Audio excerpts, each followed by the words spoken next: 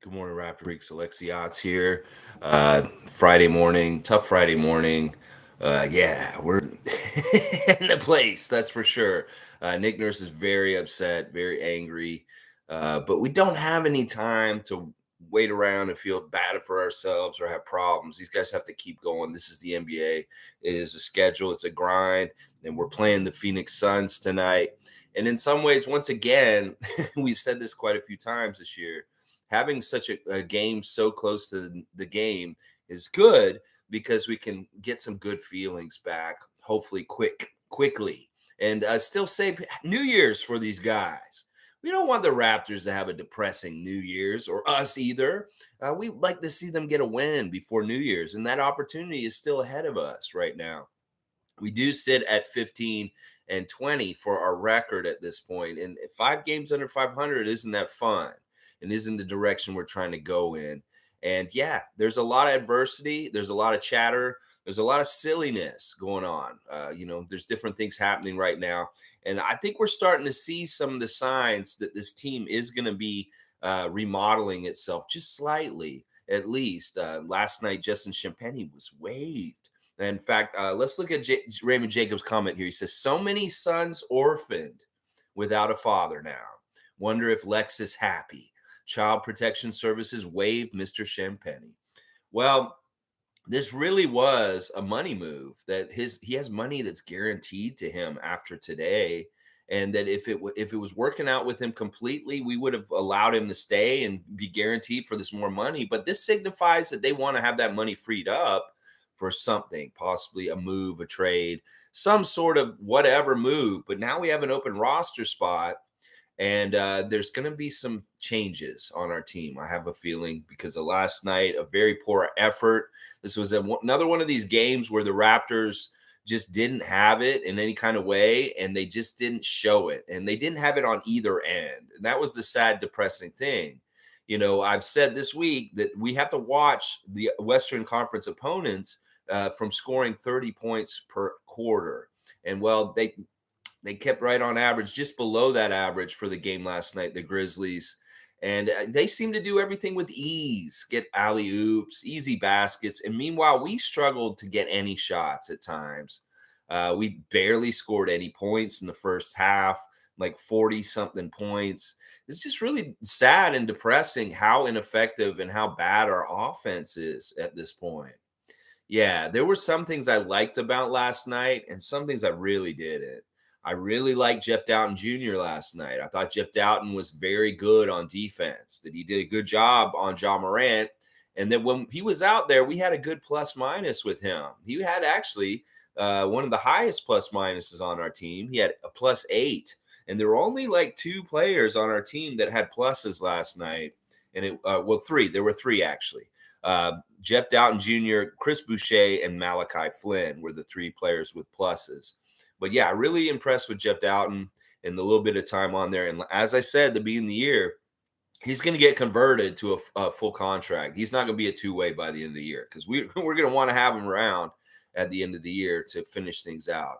The other bright spot, Khem Birch. Once again, I say, Nick, play Khem Birch, and you get instant results defensively. In fact, when you brought him out, they all of a sudden couldn't score in the second quarter. It was weird. In the beginning of the second quarter, y'all did really good defensively. Memphis could not score for a while, and we were doing really well, but that got all messed up because halfway through the second quarter, that changed and it opened right back up again, and they went crazy with scoring a bunch. So there was some good defensive effort in the second quarter for the first 5-6 minutes, but then it all went to shit somewhere halfway through there. And then the third quarter was just a disaster. Too much going wrong in the third quarter. They scored 36 points. Like I said, we can't have them score 120 points in the game and expect to do really well with the way our offense is struggling so bad. So 119 points ain't good enough, Raptors. Now, just real quick, I'll do the 3 stars for the Raptors game last night. Pascal Siakam, my number 1 star. He continues his streak of 25 games, 25 points in a game. He did get exactly 25 points. He had 10 rebounds, 8 of 19 shooting, 9 of 11 at the line, 4 assists, 2 steals, a block. minus 24 though. Ugh, man, Pascal. You know, you did some amazing things, but everything you did last night was so difficult and so hard, and you still came through and made some stuff happen, and that's pretty impressive. But still, you need some help, man. We can't. I see what's happening out there, and I'm just like, man, Pascal needs help.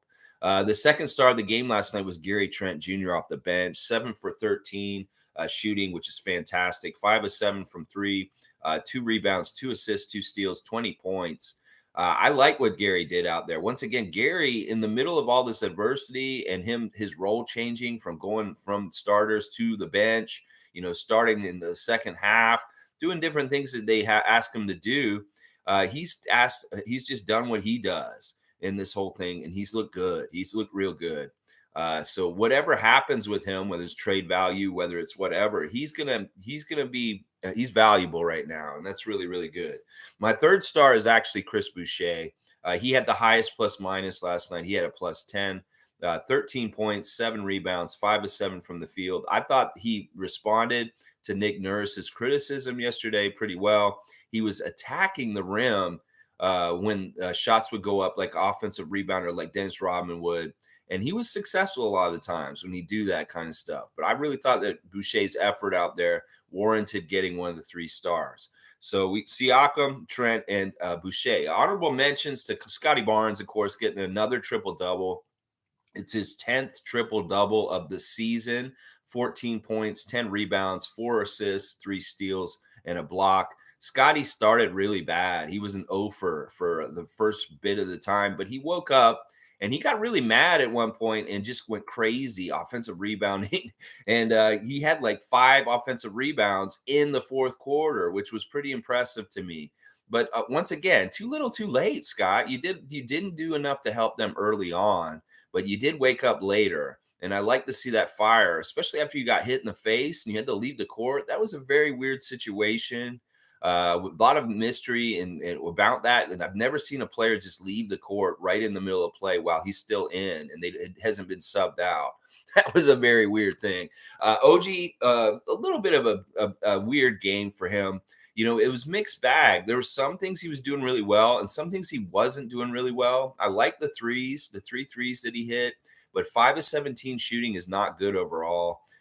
3 rebounds, 3 assists, 2 steals, four fouls.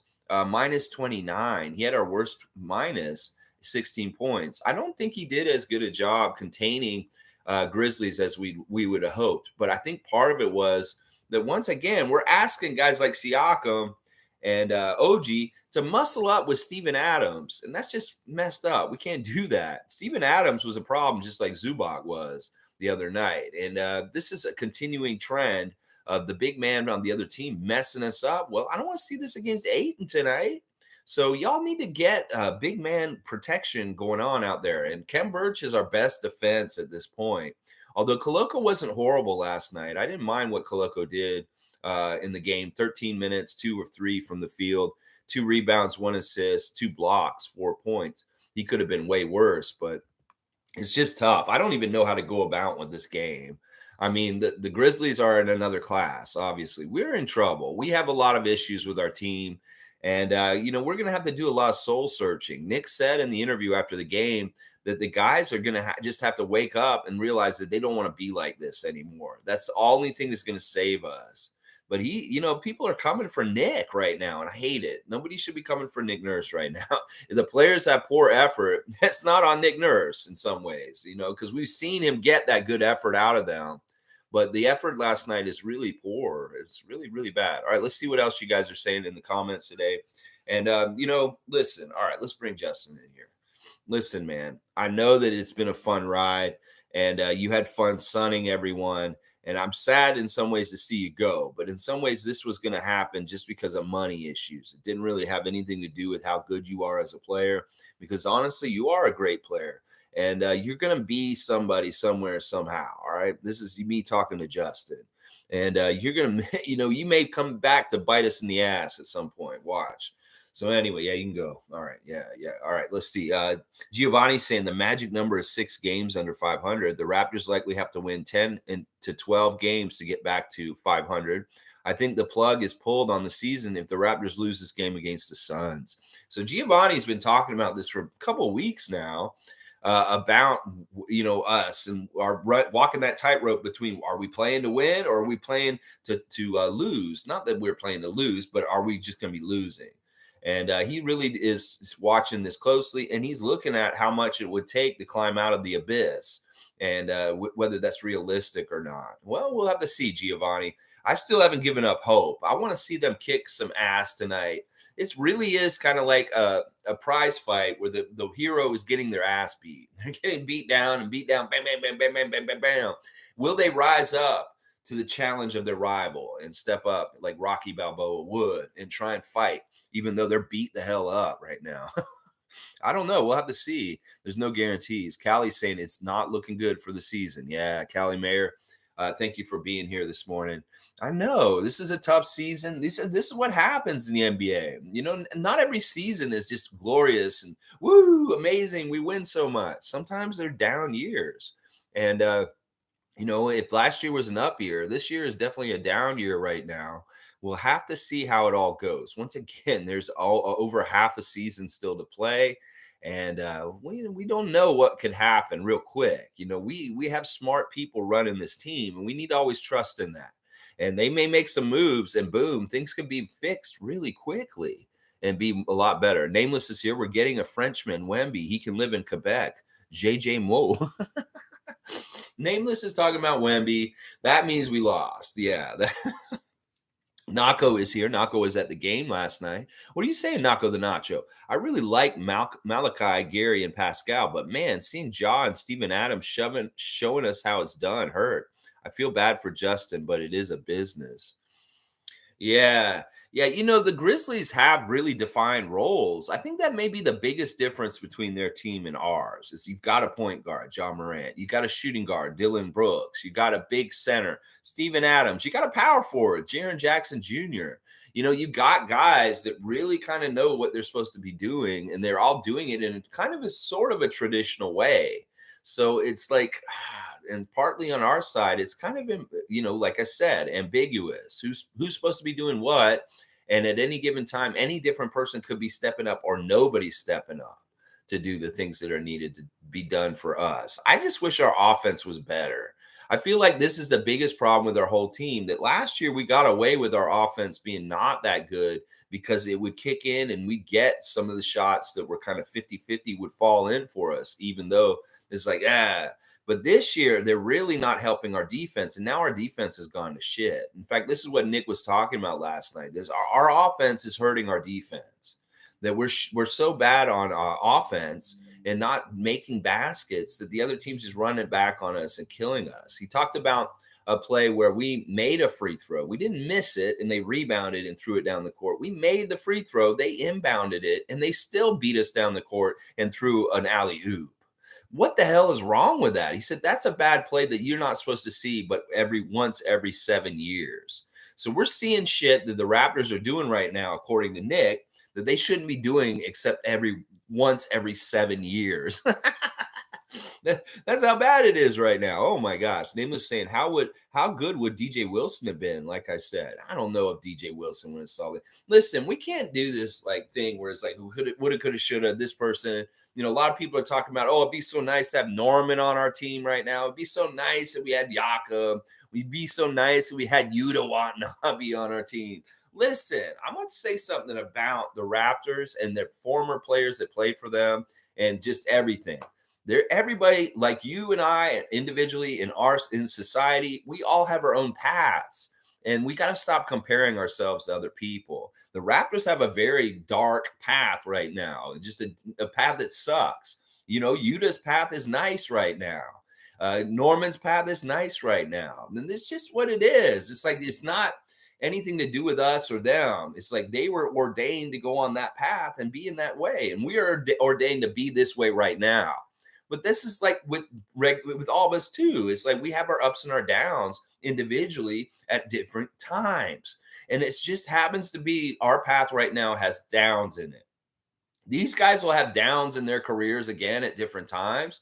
It's just they're maybe on a little bit of ups. So we need to realize that this is partly with the whole mantra about not comparing yourself in your own life to other people because it makes you unhappy. It's like you can't look at other people and gauge your life against other people because that's the ticket to misery. And you don't want to do that. You just got to understand that we're on our own path. And yes, Yuta got not on our team this summer and went to the Nets, and now he's on a different path. Well, good for him. That is his path, and our path is our path, and that's just how it is. And woulda, coulda, shoulda. Oh, we should have kept Yuta. Oh, we should have never traded to get Gary Trent for Norman Powell. This like woulda, coulda, shoulda. It happened the way it did, and we just have to go forward with what's happening and hopefully make the adjustments and have improvements and have good things happen for the team. So that's the one thing I want to say is like, yeah, we can look at Norman and Kawhi. We can look at Yuta and be like, listen, this is just different paths at this point, and that's how it is. So For Real is here. Good morning, For Real. At 9:30 a.m. Even if it's painful, we'll be here talking about it. Yeah, we're always talking Raptors at 9:30 in the morning. Seymour saying, can't we sign Hassan Whiteside? Like we need a big. That doesn't sound that bad. I mean, I know he's a little slow at this point, but he's big. He's a veteran. He has physicality. He has things that we need. And I don't hate that idea. Excuse me. I don't hate that idea at all, Seymour. I think that that's not a horrible suggestion. Tom Duke saying, let's go. He's still saying, let's go. And he's still got the 5 dinosaur lineup. Thank you, Tom Duke, for just saying, let's keep going. Let's just keep moving. Callie Mayer saying, Brooks was really good, but man, those chest bumps bug me.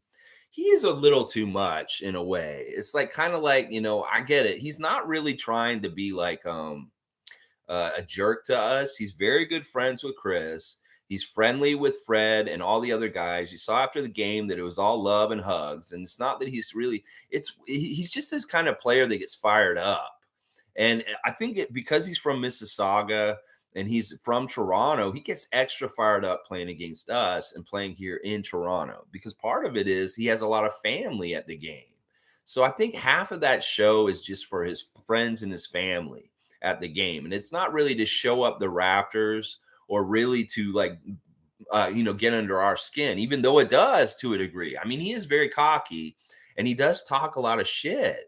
And it's a little annoying. It is very, very annoying. The tough thing is if we were kicking their ass, and it would be better. But because they're kicking our ass, it feels a lot worse. But yeah, he is a little too much at times. But I'll give him allowances because he is family to a degree. It'd be different if he wasn't somebody who loved Toronto and didn't have good friends on the Raptors like Chris Boucher. It'd be different if he wasn't on Team Canada. It'd be different if he, didn't say nice things about us after the game. And that's the difference is that, yeah, he may look a little arrogant on the court, but when they talk to him and you get to know him, these guys actually are friends and they don't think he's a jerk. But there was that little moment with him and Pascal last night that got a little, and rightfully so. Dillon's a physical player, and hitting Pascal in the face like that was a no-no. And pushing him back, I had no problem with that. But once again, this is the classic hockey thing, where the instigator does the first move, the refs don't see it, and then the person who comes back at them for the second move gets called for the bullshit. And we got technicals for that. We got a tech on Pascal, and we got a tech on Nick Nurse for that whole situation. And the refs did suck last night. I like Michael Smith. He's an older ref, and he has a good way about him. You can tell that he is very, very veteran and just like a fair man. But I hate Courtney Kirkland. And that was a tough ref crew last night. I can't say that they were wrong to us at times for sure. But I can't really say that it would have mattered whether they were wrong to us or not. We just got our ass beat. So, yeah, it's tough. Nako's saying, I'm getting worried about point Scottie. Center Scottie is pretty effective. I want to find the clip where Ja stood up for Scottie. Okay, well, yeah, that's cool. Yeah, after the game, John Morant said that, look, everybody has their own timeline in the NBA. Different players develop at different times. And he said, I'm going to tell you right now, Scottie Barnes is going to be great. It's just you can't tell what the timeline is going to be like. And, something struck me last night because Scottie is going to be such a focal point and a leader on our team. In some ways, our development has taken a step back this year because of this. is that in some ways we have to find things through him once again. And he's at a certain level and aptitude as a second year player that if we're really going through him and stuff, we're kind of seeing his game and the shakiness of it's expanded to the whole Raptors like game and what they're doing. And until Scottie reins it in and gets better, we may have trouble because this is how it works when you have like players that are kind of like still learning and they're on their doe feet, they're on their fawn feet, they're very young. Sometimes they are the figureheads of how well you do because they're the vibe.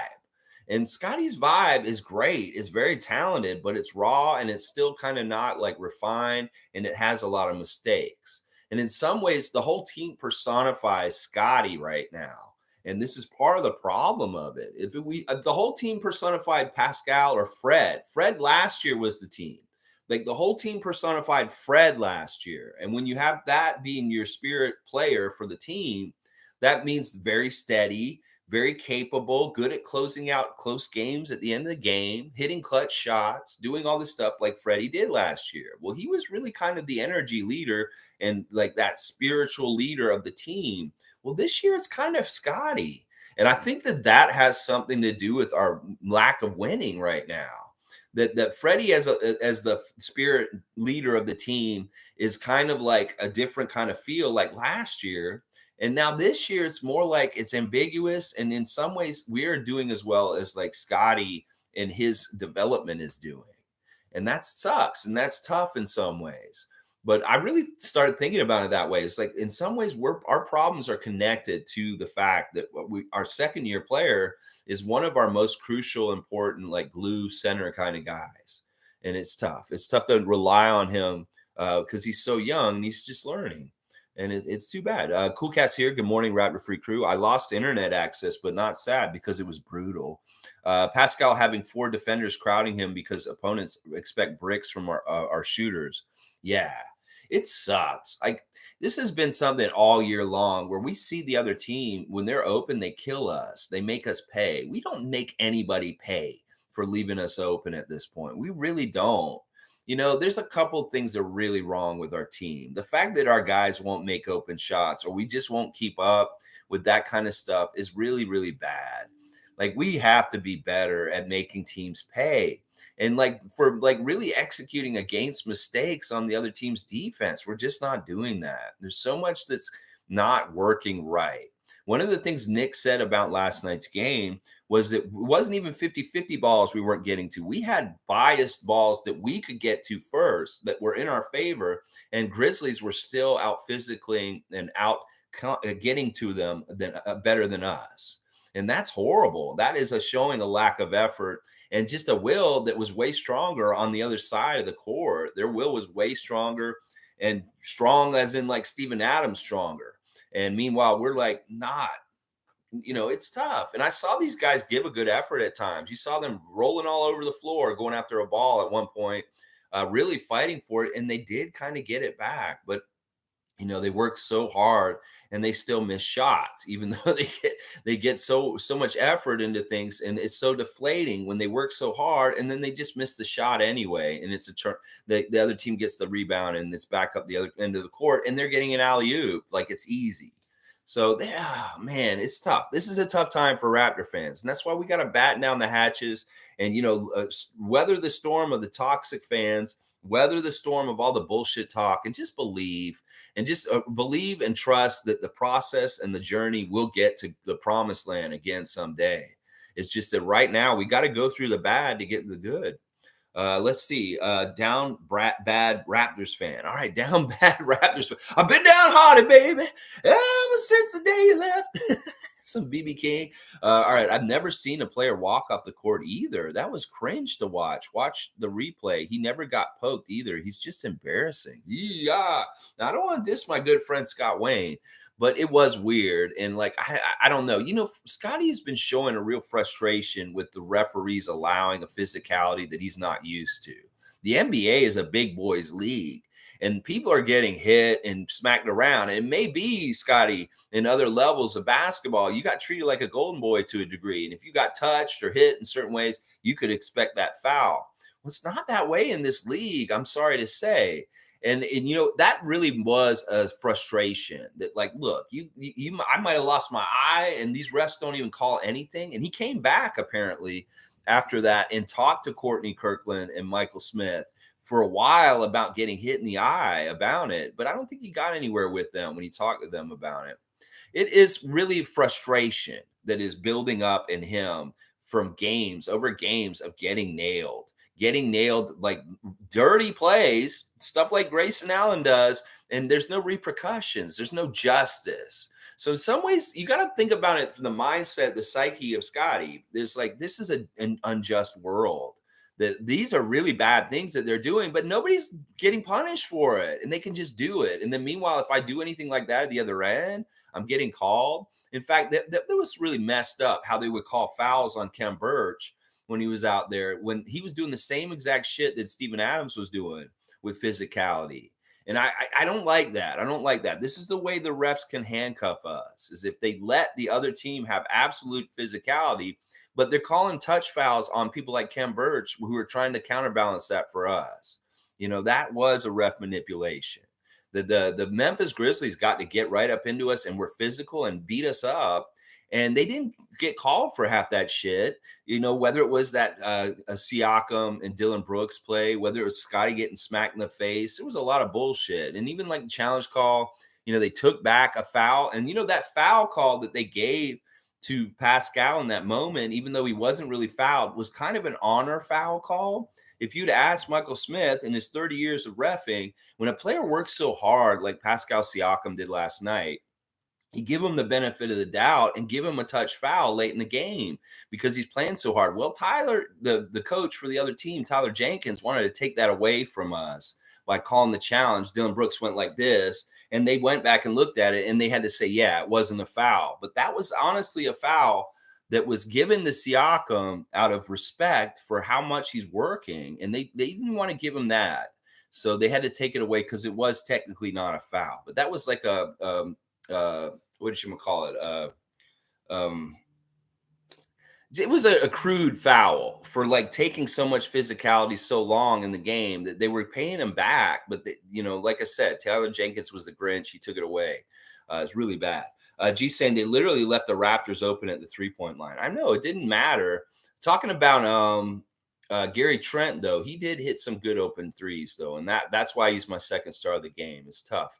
It's very, very tough what's going on, but it is what it is, and we're going to do what we're going to do. We're going to be here. Kareem Thomas is here. Steven Adams made Raptors perform circus shots all night in the paint. He's just a big, brutish dude, and I don't agree with some of the goonish shit that's happening in the NBA these days. There's a lot of dirty shit going on around the league where guys feel like they can get away with stuff like Grayson Allen. And I don't like Steven Adams and the way he plays. He's very physical, and he's very much like hitting people and hurting them. G saying, do you think they just didn't want to guarantee Justin's contract or open a spot for someone? I think it's both. I think it's exactly both. I don't know what the reasoning is more. I mean, they maybe want to free up that money for sure. The spot being open just in case they want to do a deal. Like, think about it. They trade Gary and they get 2 players for him, then they got a spot for another player. So there's a lot probably into it. And Justin, I know that a lot of people were like really into him, but he's undersized for the NBA, guys. If he was just like 2 or 3 inches taller, he would be okay in some ways. But he's just he's too small for being a power forward in the league. And even if he has all this dog in his fight and he can get in there and fight, there's a lot he has to overcome already. And it's tough. This league is cutthroat and it's tough. We'll see what happens with him. Could very well be, like I said, he could end up somewhere else still and still come back and bite us in the ass somehow. Tom Duke saying, never dawned on me that Justin Bieber might be extinct. Well, no, he's not going to go anywhere. He is actually... he is a spokesperson for Justin Champagnie as a person that belongs to the group of Justins, but he is his own marsupial or whatever he is, rodent. I think a beaver is a rodent. But yeah, he's in charge of Canadian content on this channel still. So he's still got a job here. But yeah, don't worry about it. Maybe you won't be doing any more sunning. So let's see. Tom Duke is saying, I see it as a positive and the future is bright.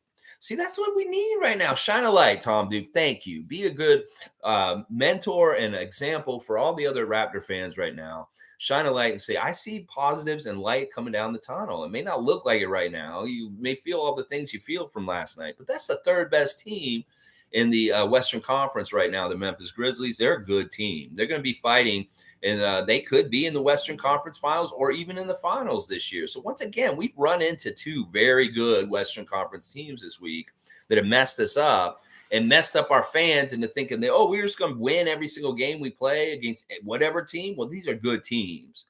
And it's really tough to do what we're doing against them. G saying bright spot was Dowtin. Dowtin, Barnes, and Boucher made it interesting. Yeah. Yeah, Dowtin really showed a lot of capableness, and Nick Nurse recognized it after the game. So hopefully we'll see more Jeff Dowtin in situations, especially if Fred's going to be hurt going forward a bit. Maybe Jeff needs to play more. I thought he outplayed Malachi last night. I mean, I didn't like that Malachi was 2 for 12. That was really bad. Like, this is the bad Malachi that we don't want to see.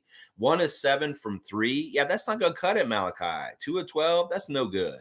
Even though you were a +5 and you were out there when we were doing well, you had 8 rebounds, 2 offensive. I like that. And the 5 assists are great too. You led our team in assists last night, which is interesting. But only 6 points in 30 minutes on 2 of 12 shooting, that just doesn't cut it, Malachi. I'm sorry. I hate that. And then Jeff Dowtin on the reverse, he only played 13 minutes. He got 6 points also. So he scored the same amount of points as Malachi in under half of the minutes that Malachi played. He did it in 13 minutes. Meanwhile, Malachi took 30 minutes to score 6 points. So I really like Jeff Dowtin, 2 of 4 from the field, hit both his free throws, 2 rebounds, 2 assists, and a steal. And I'd like to see him play more. I'd like to see Khem Birch play more, 11 minutes, 1 for 1. He did some really cool stuff. He came out there, and the first thing he did was cause a steal. And he did a lot of interesting things out there. And, he wasn't perfect. And one of the things that they were doing was the zone buster, just like Reggie Jackson was doing to us on the game against the Clippers, is that they would send a guy into the middle of the lane and they would shoot a little floater over Khem Birch. And that was usually John Morant. He's really good at that shot. And he just gets into like a couple steps in from the free throw line, and he just shoots that floater, and the center doesn't come all the way out. He just nails that. That zone buster has been killing us the last couple of games, and we need to adjust for that. We really do. Let's see. Nameless is saying, it was pretty telling when OG said there was a lack of communication and understanding of responsibilities in the post game. Yeah, OG's post game interview was interesting. He seemed a little casual, but he is just that way. And when he talks about this stuff, you're like, can you take him seriously? Does he care? Because he's so unemotional. But yeah, he does care. And we'll have to see how this team reacts tonight. Do you have some pride, Raptors? Do we need to get y'all in front of the mirror today, just like me and Justin, and stare at that mirror, stare at real close, and look at yourself? And she's like, who are we? What are we doing? Are we wasting our time? Why are we losing so much? Can't we do better? Why am I so not winning right now? Just look in the mirror today, Raptors, for a little bit before you come to the arena to play the Suns tonight. And hopefully you'll have some answers and you can show up with a better effort and really care about what you're doing out there, because it matters. It matters. And if communication is not good, all this kind of stuff, we need to fix this. Y'all have done it right in the past. You can get it back. You just got to work hard and find it again. All right. Thank you, Justin. You can go there. All right. Yeah. I think the communication is something that should be easily fixed. It's just open your mouth, talk to each other, tell each other what's going on, and help each other is what needs to happen. Leslie Hart is here. I think not having defined roles is hurting us. The young guys don't understand what they need to be doing. Yeah, I think that's true too in some ways. And this is why I would get more mad at Bobby Webster than Nick Nurse right now. It's like Vision 6-9 has had its lumps. It's got some interesting positives, but it has some negatives. It definitely has some negatives. And in some ways, you have so many players on a team. You got 17 players that you can pick and have on your team. We should have backups that are traditional still. We can't have the whole entire team just be 6'9". And in fact, you're kind of making these people at the beginning of the season look right, Bobby Webster, that our roster's fucked up. that it's like at the beginning of the season, everybody's saying, oh, they don't have any guards or centers, and this may be a problem for the Raptors. Well, we're finding out it is a problem for the Raptors, and that we do need those kind of positions still. So that's what I'm saying. Y'all, everybody wants to fire Nick Nurse. Get away from that and look at Bobby Webster first, please, because it's really Nick Nurse gets what he gets in the roster to play and put out there.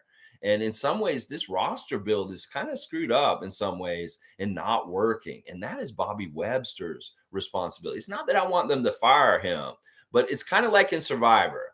I don't want y'all to vote Nick Nurse off the island. I want y'all to look at Bobby Webster first. And maybe he won't even get voted off the island, Bobby Webster. But he's the scapegoat, is Bobby Webster. You don't need to be pointing at Nick Nurse because I'm going to protect my coach. I'm going to tell you right now, because that dude is good. He's a good coach. And y'all are crazy that think that this is all on Nick Nurse. This is not on Nick Nurse. This is on the players. And then it's also on Bobby Webster, is what I'll say. I won't even blame Masai Ujiri. I'll just blame Bobby Webster, and I'll say the players aren't playing right. Boston Sports is here. Okay. All right, Boston. Thanks for coming to see us. Hey, freaks. Love you. Love the Canadian maple syrup Tom Duke sent you. He sent enough syrup for the whole army. Some years back, a friend sent me a bottle shaped like a maple leaf with Canadian syrup. Yum. Not the comment I was expecting from Boston Sports, but of course, we have the new media section of the Raptor Freak channel where I post pictures now, and Boston Sports has seen the picture of all the Canadian maple syrup that I found in the basement of the old Hudson's Bay in downtown Toronto at Queen and Yonge. Yeah, I took that picture myself. That's not from Tom. I just put the picture up to embody the 100% Canadian maple syrup that we like to pour on the opponent to get a good lead during an NBA game. And yeah, it's not happening right now. There's no maple syrup getting poured right now by us. It's definitely going the other way, the way the games are going right now. But I appreciate the comment, and I'm glad you've enjoyed 100% Canadian maple syrup at your place, getting it yourself, Boston Sports. And good to see you. Thank you for being nice. Not the comment I was expecting, but it's cool. Kareem Thomas is saying, what's crazy is that the Grizzlies are lengthy and thick. Pheonix is lengthy and thin, and us Raptors are stuck in the middle. We will overpower the Suns tonight. Now, this is good. Let's look forward a little bit here, Kareem Thomas. And look, the Suns have been losing. The Suns have injuries now all of a sudden. You know, they've lost their last game against Washington. They've lost 4 out of their last 5 games. Now, this is all bodes well for us in some ways. Now, let me look and tell you exactly what the injuries are for tonight. We'll do the injuries right now. The Suns have out right now. Cam Johnson is his knee. He will not play tonight. He is ruled out already. Cam Payne is out tonight. So both the Cams are out. Cameron Payne, Cameron Johnson, both out for tonight for sure. Landry Shamet, the cement man from the other day that got posterized by Aaron Gordon, he is out for tonight for sure. Devin Booker is out for at least 4 weeks because of his groin. So we're not going to see Devin Booker. And Jay Crowder has still not showed up for their team this year and said, fuck y'all, I ain't having nothing to do with Pheonix this year. And that he's still in the same place with that.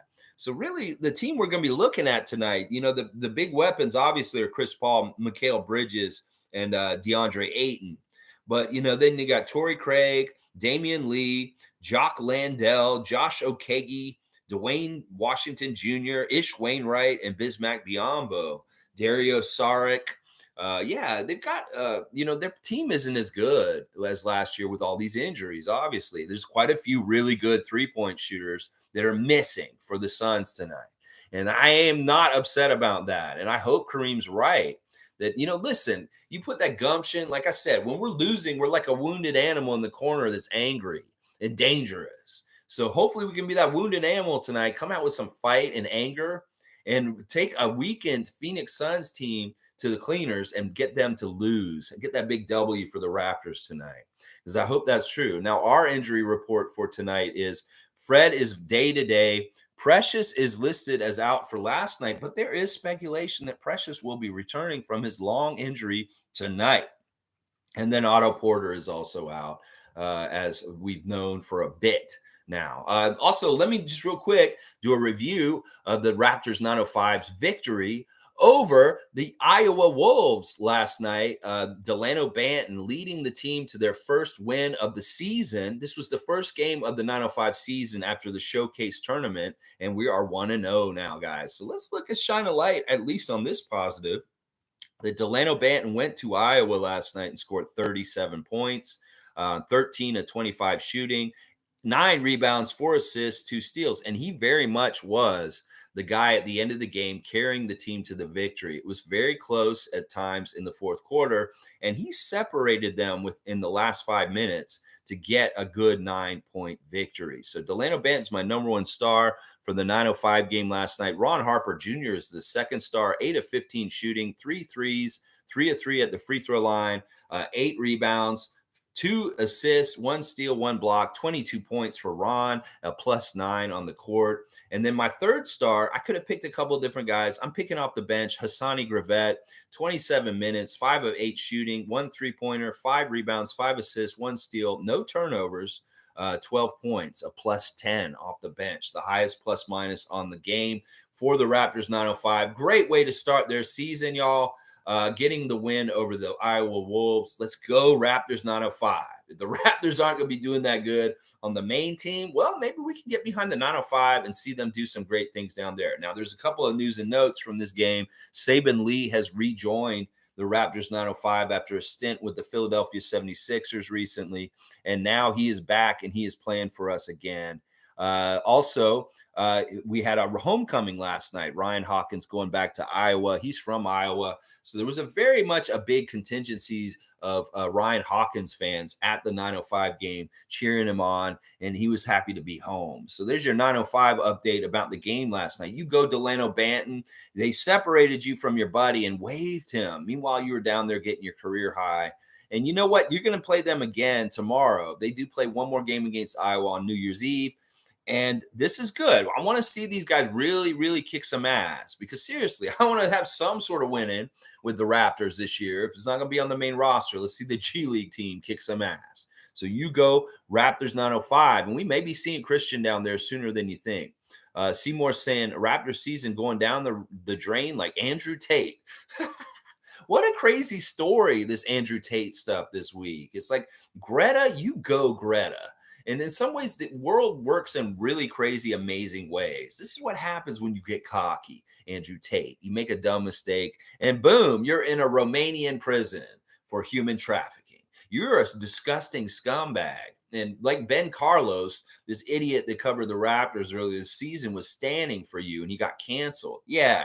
Anybody who's standing for Andrew Tate, you are brainwashed in a misogynist incel way, and you need to get deprogrammed.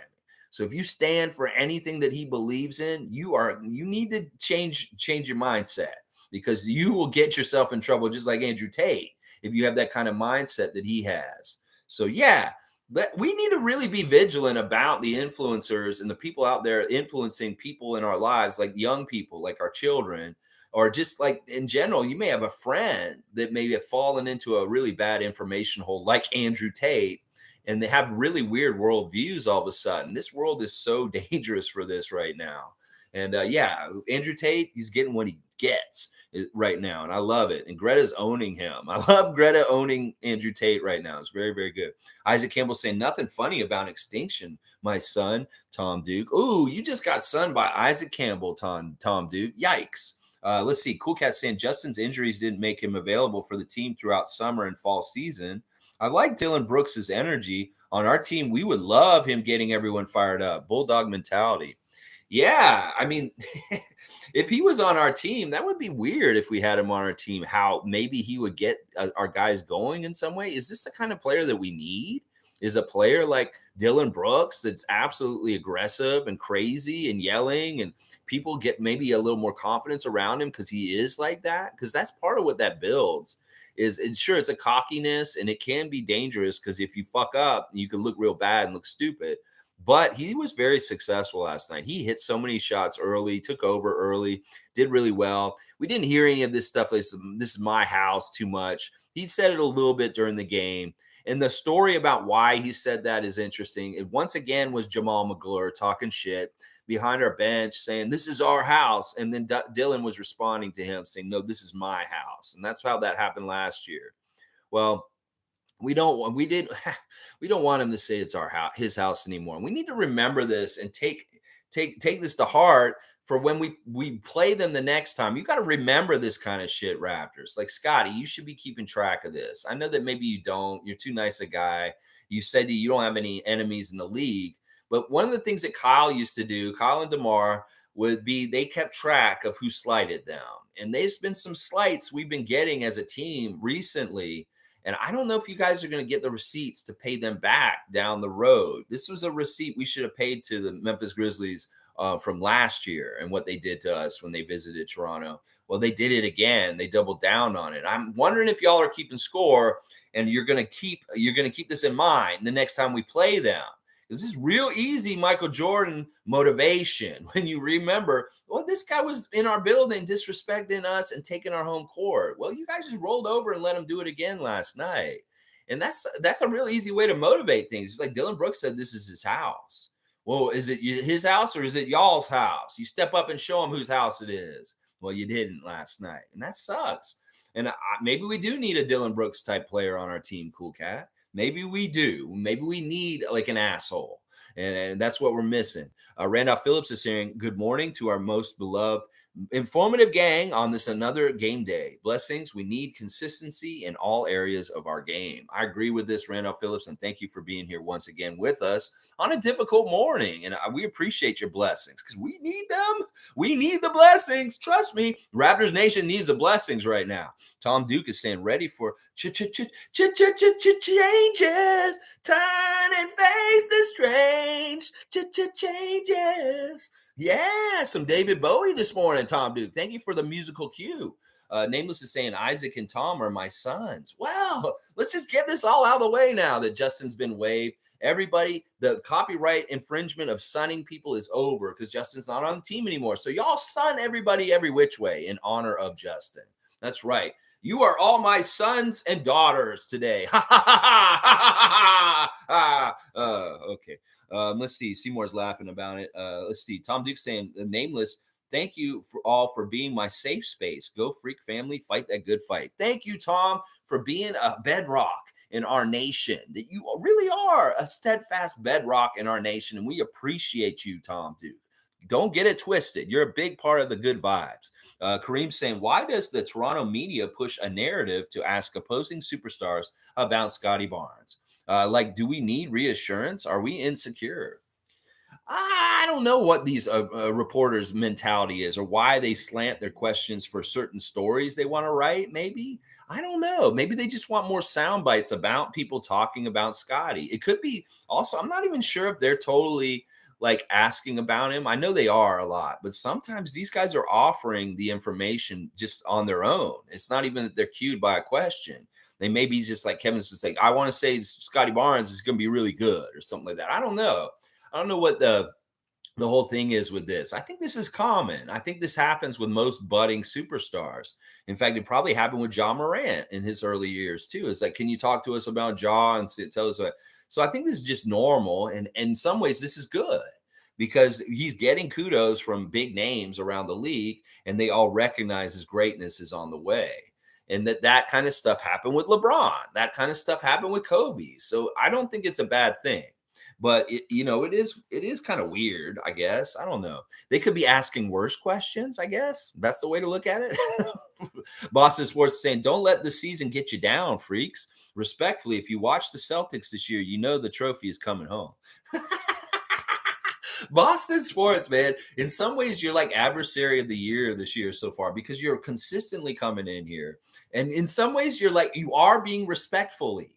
When you say that, but in some ways it's also like we hate what you're saying to us. You know that when you say that, it's like hey, we hate that. And listen, like I've said, I'll say it once again. I have a bounty on y'all. I don't care which team it is. If you get to the finals and somebody like the Warriors puts you out again and you don't win the championship, I'm going to wear that other team's gear on this channel. The bounty is whichever NBA team eliminates the Boston Celtics from winning a championship this year, I will wear their stuff. That's how much I don't want y'all to win. Anybody else but y'all is basically what I'm saying at this point. So Sixers, you put them out. Nets, you put them out. Bucks, you put them out. I'm wearing your gear on this channel. I don't care which team it is. It can't be the Celtics. And that's the funniest thing about this. You're telling me to watch them and know that the trophy's coming home for you. Well, I'm one of those people that's rooting against this in a very, very deep way. Y'all have so many trophies. And in some ways, I don't want y'all to win because that is what the NBA wants. That is what the head office wants. They would wish, they love for y'all to win. The way they advertise y'all and the way they write about you in the ESPN and NBA all over the place. You are the darlings. You are like the rich kid that gets all the toys and everybody hates. You're like the privileged person that gets all the breaks and all the lucky things, the good things happen to them. Meanwhile, we have to be shit on and treated like crap in an afterthought. So no, we don't want you to win and we don't root for you. I'm watching the game and I'm rooting for the team against y'all if I'm watching y'all. I love it, but respectfully, that's how I feel about it. There you go. Cheers. Tom Diggs is saying, hey, I will delete your messages if you try to be a shit. It's all good, Tom. Don't worry. This is entertainment. Once again, Boston Sports in some ways has good faith. He's been in here enough that, we'll let him get a little out of pocket. Now, Tom, if you hear me say, okay, you got to strike, then we can be ready with the wrenches. But otherwise, nah, he's fine. Just like Starscream, Random Gamer, he is a fan of another team that has been here and shown patronage in a respectful way for the most part. And I will allow it. In fact, part of it is the entertainment of interacting with the fans of the other teams. And we don't want to tell them they're not allowed in our fort completely. We want them to be able to come here and have a free expression. But yeah, Tom, it's good that you're watching and you got the wrench ready just in case. But yeah, it's really when I say, okay, that's your first strike. Okay, that's your second strike. And then the third one, out. And there's no strikes for him right now. He's being fair, and there's nothing wrong with what he's saying. It's funny, and it makes an interesting stream. Jimmy Pope saying the lack of effort is embarrassing. It really is. Like, you could see the disgust in Nick Nurse's face. Like, he is pissed. I understand why he's so pissed right now, because they're fucking with his livelihood at this point. If they don't step up and do things for him, people will continue to point fingers at Nick Nurse, and there may be more inertia and steam to try and get rid of him, which I absolutely hate that idea. I think it's a really bad idea in all kinds of ways. And that, these kind of situations, well, Nick may need to do some crazy shit that's not normal for him and do some of the more traditional stuff just to get back to the basics of learning how to win again in close games and winning games just in general. Get back to the basics. Let's go back to the 1 through 5 and do traditional roles, because it seems like everything is confusing. Nobody knows exactly what their roles are and what they're supposed to be doing to be successful in the game. And that's hurting us. You can't just tell them, go out there and play really good, guys. You got to have a center. You got to have a point guard. We got to do this just to recalibrate and get back to winning ways. You got to get back to the basics, Nick. Go back to the starting board and just say, all right, we're starting a traditional point guard. We're starting a traditional center. And we got 3 guys in the middle that are guys that we like to play all the time, like OG, Pascal, and Scottie. But you better have a point guard. If it's Fred and he's back, that's great. But I would like to see Khem Birch start starting. And I think that you might find that you have a better start from the beginning of the game with controlling the big centers that are killing us right now. And once you let them come out there and just start dominating us right from the bat, it's really hard, like I've said in the past, to put that genie back in the bottle once it's already out.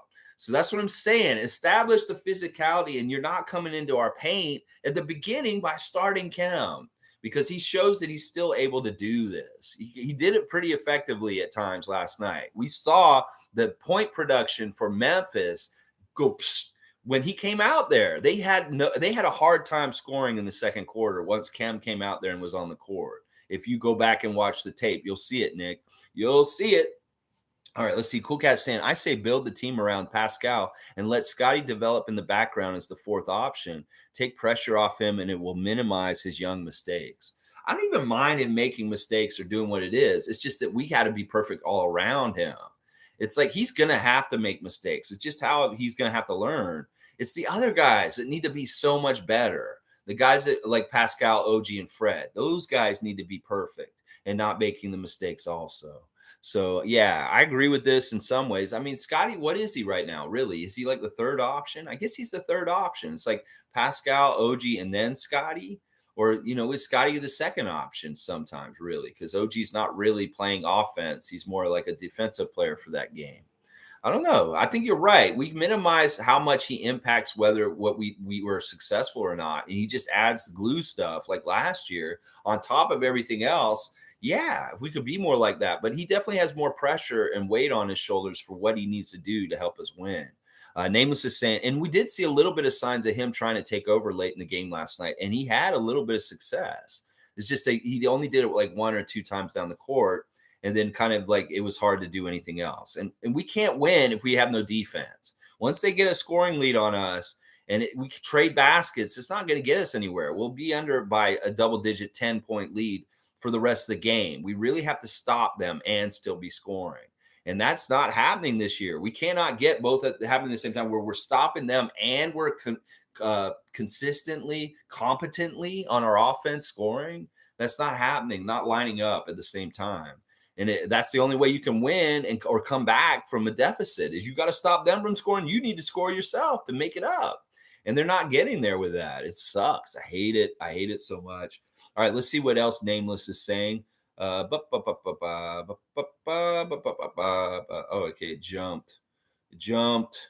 Let me see what you guys are saying. I love all the comments. Let's see. Yeah, that's not stress out too much. Like if you look at our bench, everybody's 19-year-old, man. Nameless. Yeah, listen, let's not overreact. You know what? Let's be like a cucumber. Let's be calm, cool, and collected. Because listen, there's a lot of people freaking out. Like, listen, what happened to being a cool person and be like, you know what? Yeah, whatever. Hey, it is what it is. Will get back to winning ways. And some people say, well, if you're being casual and you don't care about winning like Messiah, what is wrong with you? I do care about winning. In the long-term perspective, we will win. It's just that I understand that this is part of the get to that winning is to go through these hard times and lumps. And, but we need to detach ourselves a bit emotionally from the Raptors right now and just kind of say, you know what, they're going to do what they're going to do. And don't get so hung up on whether they win or lose or not. Let's just pay attention to whether the effort's right. Now, last time was a bad game. The effort wasn't right.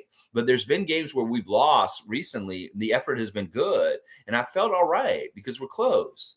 That's the thing. We got to listen. Perspective long term is very important right now, Raptors fans. Keep perspective long term and understand that the stuff right now is all going into the bank to help us later, to win more later. Boston Sports is saying it's nothing but respect, Tom Duke.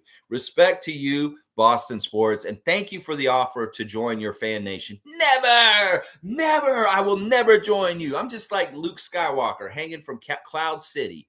Never, I'd rather drop with one hand into the Millennium Falcon, almost dead, than join you, Darth Vader. That's right. Never.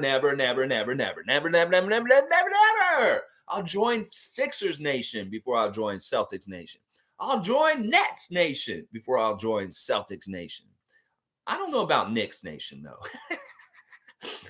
That's like masochistic. All right, let's keep going. Seymour saying, send Boucher to Alberta. Feed him a whole cow. Man needs to bulk up, looking thin like the ball rack. Actually, I really like his skinniness for his new role. And this is what Nick wants from him. He finally did what he wanted him to do last night, and that's good. I'm really glad that Chris did that because he got some more confidence from Nick Nurse. He really is that guy attacking the offensive boards. And part of him being able to wriggle through guys is being that skinny guy. It's really a big part of what Rodman did. Rodman was not a big, bulky forward. He was very much strength and skinny. Like he's very strong and he could do a lot of things with his strength. But the fact that he was so skinny really helped him slither through other players on the other team and get to rebounds easier and get to them faster. So I think that actually is an advantage in a way that Chris is so skinny because he's not relied on for low post defense anymore.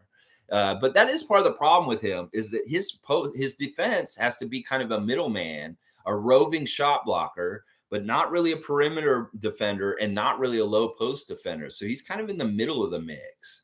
And in some ways, that's where he's a problem for us on defense. Sure. But I really like him. I think that he's gotten more muscle on his arms. So it's not actually really a problem. that he is strong. It's just that he can't ever gain any weight to be wide. It's just not going to happen. He could eat that whole cow and he'd probably go right through him in his metabolism and it wouldn't matter. Tom Duke saying, I'm just saying, wrench, respectively. He's got that wrench. Seriously, we got sheriffs in town. Sheriff Seymour Pape, Sheriff Tom Duke. These guys got wrenches. Down bad Raptors fans saying, Steven Adams is a saint. Laugh out loud. He's far from dirty. In some ways, I agree. His personality is very nice, and he's a good dude. But it's not even that he's dirty when he plays. He's just very physical, and he establishes his space. And in some ways, it's not that he's dirty. He's just so physical. He can hurt people without even meaning to. It's kind of like, oh, I'm sorry, did I step on your toe, kind of thing. It's not. It's not that he has intent. Some guys have intent, like Grayson Allen. It's just that he's such a specimen, strength wise, that he can hurt people in different ways, and he can really very much he establishes position with his size, and it looks dirty because guys just fly off of him and stuff like that. I think you're right that I've heard very nice things about him personality wise, that he's a good dude. But just because of the sheer size and strength of him and his physicality, it looks like he's dirty in some ways. I don't know if he's dirty. I mean, I guess you're right. I should correct that. It's just that he's really tough to deal with, his physicality, and that you do see it in different places. If he was hitting people in the face, he probably would put them in the hospital. That's true. Isaac Campbell saying ground control to Major Tom, ground control to Major Tom Duke. It's a Bowie day. Oh my gosh. Okay, Guardian Transit is here. Good to see Guardian Transit. Koloko's not ready for the NBA. Boy, who needs some weight and muscle? It's like a balloon out there with a bunch of bowling balls. Yeah, Koloko's a project, and there's a lot of good signs that he's going to be able to do some great things shot blocking wise. But we've got to temper our time and expectations with him over time because he is a project. He's definitely a project, and we can think about people like Jonas in our system before. It took Jonas a little while to get to someplace. Okay, so Click saying, so we waived Justin Champagnie, someone who I believe can be a good bench player if given an opportunity. We're going to regret that, I believe. Yeah, I'm worried about this. You might be right that we might regret Justin going somewhere else. He's that kind of guy that will come back and like try really hard against us because we gave up on him. And I knew that this may happen at some point. And well, it really was that money threshold that's changing for the end of this year, that he gets paid way more tomorrow if he's still on our team. Well, they probably part of it has to do with how bad we're doing right now, and that they want to have some leeway to be able to do things with the salaries and stuff like that. Maybe actually try and go and get somebody to really help us this year. But yeah, I'm a little worried about this too, for sure. Click, I'm with you on that. And some people are saying, oh, he never really got his chance. Well, there were a lot of chances throughout his whole time with us. And I know that like it seems like these bench guys are just not getting chances. But, the stuff on 905 was really good. And like Cool Cat said, he was hurt a lot during the time he was with the Raptors. I don't know. It's just at this point, they're just saying, this is it. And that's that. Who knows? It could be like they knew right away, like they knew last night before the game that they were going to do this already. And that this just was like the part of the schedule of everything. They're sorry, Justin, because he did say something about free me, unlock me, like a couple weeks ago on his Instagram. And I think that around then they were telling him probably, yeah, we're not probably going to get your guarantee at the end of the month. So he probably knew it was coming. So, but you know what? I really love that he celebrated Delano's a great game last night on his Instagram, even though he had just gotten waived. So that kind of shows the character of who he is, and that he's still he doesn't have that hate. He loves his buddy, and he's glad to see he did well last night, even though he got waived himself. Daddy Gates is here. OG knows what he is saying. He was 100% correct. Yeah, they're going to have to watch the tape today. Today's going to be a busy day for them to kind of recollect and kind of get things together for Pheonix tonight. They really look at what happened last night in bad ways and really like hammer it home that this is unacceptable. That you guys can't do this. You cannot play this lackadaisical and think that you can compete with top teams in the league. Now, luckily, we're getting the Suns kind of on a slide and in a hurt place. So hopefully we can capitalize on this. Playing last night doesn't help us. And hopefully our guys won't look gassed. Maybe they'll inexplicably have like better energy tonight.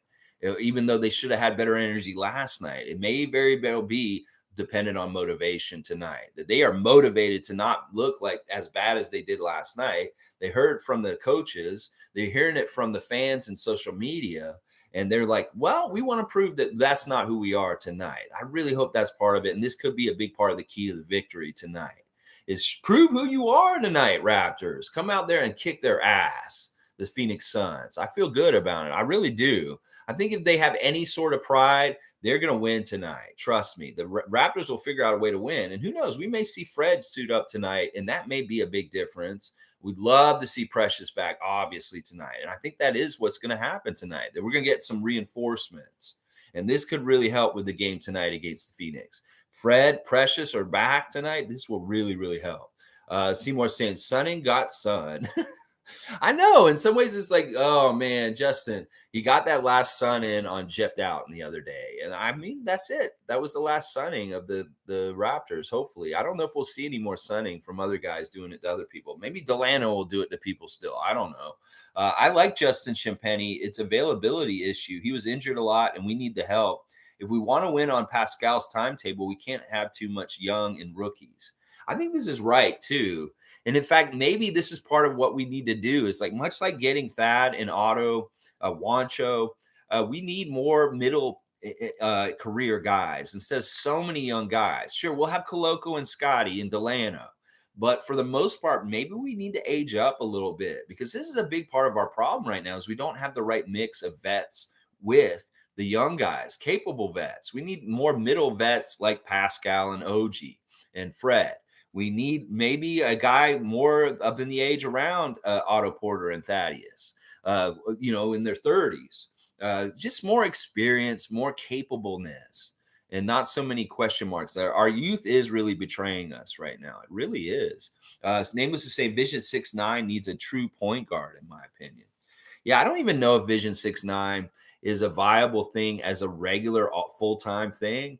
I think that it's going to have to be a look that is utilized in patches of the game. It cannot be something that we play the whole 48 minutes. We cannot do this. In fact, they did a Vision 6'9" to start the game last night with the starters, starting big with Koloko and Hernan Gomez at the 4 and the 5. And then you had like Siakam at 3, OG at 2, and Scottie at 1. And I love that lineup, the way it looked in theory. But it really didn't work, and they pulled the plug on it pretty quick and brought in Malachi and Gary very quickly, like 4 minutes into the game. And normally, if it's something starting good, he'll let them play 6 or 7 minutes into the game. Well, that didn't happen last night, and they pulled the plug on it and put 2 3-point shooter, smaller guys in pretty quickly. And but I like that idea of Scottie being the 1 and OG being the 2 and Pascal being the 3, because that means we are big. And in some ways, if that worked better, I would love to see it. It could be maybe we needed different big guys like Khem and Thaddeus instead of Wancho and Koloko. I don't know. I still want to play Scottie at 1 and OG at 2 and Siakam at 3. I just love that size, and they can do it. They're very quick, and they can do it to a degree. Let's see. Boston's saying, have you ever thought about uploading any YouTube shorts? It really helps with views. Just a thought. I did do some shorts and clips. I was clipping parts of my long streams out and posting them as like short clips for people to just get like a couple of minutes of little like blurbs that I would say. And I didn't really find it very effective. And that's not what I'm trying to do, Boston. I don't care about getting views or getting more people. Sure, I'd love this channel to grow and not shrink. But it's not like I'm trying to make this channel perfect, like professionally, or do everything to totally cater to everybody. There's a lot of people that won't like my stuff, and I'm okay with that. It's really about just being me and being exactly what we're doing on this channel already. And the right people will find it. I don't care if we get like 1 million viewers. I don't care if I get 16,000 views on a stream. I just care that the right people get what they want from my channel. And that'll always keep it the way it is right now. So yeah, my goals are not like the normal YouTube channel. They're really just to provide a passionate, positive Raptors space to talk about Raptors. And the growth is going to come just naturally. And I don't care if it's like this much or this much. In some ways, I have a goal to get to 1,000 subscribers, and I'm on my way. but it's also like I'm not like hard up for it, or really like that's the big thing that is most important to me about this channel. Callie's saying, I think we should just attack their bigs and get them in foul trouble, be more aggressive. I like that. Ayton is an interesting player. There's still a lot of conflict and problems with him and Monty Williams. That their coach and him have had conflict this season where he's gotten in trouble with him still. He's going to get traded next month. This is all disarray in some ways. Now they don't have their best scorer, Devin Booker. They're missing some of their best three-point shooters. I'm telling you, this team's ripe for the picking. And hopefully Fred maybe sat out last night because he wants to match up with a great old Grizzle vet point guard like Chris Paul. And Fred versus Chris Paul is a great matchup. They can really play each other well. And I think that Freddie can win that matchup if his back is feeling okay today and he comes back today. So, yeah, I think that getting Ayton in foul trouble is a good idea. And also understand that Ayton's disenchanted. In some ways, he's not motivated to play for the Pheonix Suns anymore. And he's just waiting to get traded in January. So that is all part of this whole equation. That dude's not going to be in that jersey for much longer. And that's very interesting to me in that whole part of it. Kareem saying at Nameless, Vision 6'9" needs a center. We have players that can handle the point. Yeah, I would agree with that too. But maybe we really do need to designate it a little better. For real is saying, hey, Boston Sports. Hey, Boston Sports. Hey, Boston Sports. Click saying, if we lose tonight with no Devin Booker, I think I'm going to need mental therapy. Well, I'll tell you right here. Come and sit on the couch with me, Click, every morning, 9:30 a.m. I will be your counselor. And you just tell me where it hurts and why it's sad and all these things. And I can hopefully help shine a light and get you back over to a positive mindset somehow, some way, Click. So, this is the perfect place for Raptors psychiatry to help a Raptors fan that is down bad, like one of our monikers today, down bad Raptors fan. Yeah, you can always come here and I will help talk you off the ledge. This is part of what I do here. Yeah, Tom Duke saying, Click, take me with you. Oh my gosh. Yeah, well, we're all going a little crazy right now. A little crazy. Let's see. Name was saying, Kareem, I think you either need a true center or an elite point guard to fix this. I do agree with that too, to a large extent. I think we need something. And I don't want to do like a tear down rebuild. I want to do just a little remodeling. Maybe we take one wall of the building down and put a new wall up next to it. Some of the pieces are real good. Obviously, Pascal Siakam is the keeper. He is the guy to build around. Scottie Barnes, the promise of the future. He is definitely in. OG. I love what OG's doing. And even Fred, he's an important part of this team. Those four guys, in some ways, will build around them with the right people around them otherwise. And we just need better talent. We need more defined roles, point guard and center. Let's see. Click, me too. Callie needs the mental health too. So yeah, we all need the mental health soon. We're going crazy with losing. Okay, Monique's here. She can be a voice of reason, guys. Super fan Monique Lawrence. Good morning, everyone. Go Raptors. Clean up everything from last night. I agree, Monique. We really do need to clean up what's happening with our team right now. It's bad. G saying Scottie is getting in the head, hitting his head a lot. I don't get the refs. Some players get calls for far less.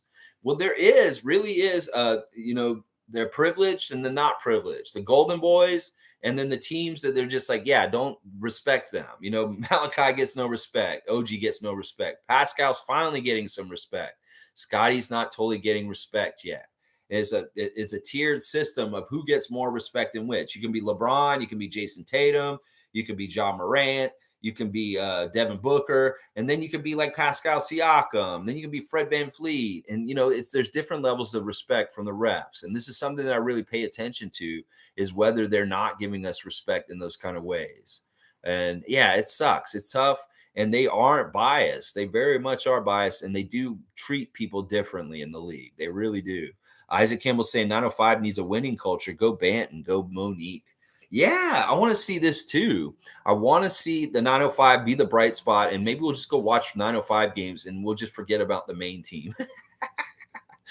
But getting back to G's point about Scottie getting in his head, this is true. Scott, you got to realize the NBA is hard. This is a grind physically and mentally. And some of it may be mental. He's breaking down on some of this stuff because he feels like things just aren't fair. I really do believe he's getting in his head because of that it's not fair. And his idea of justice is really getting tested right now because he feels like this league may be rigged and is messed up. It, like I said, the insidious thing could be that the NBA and the referees are teaching him that when you play for the Raptors, you get no respect.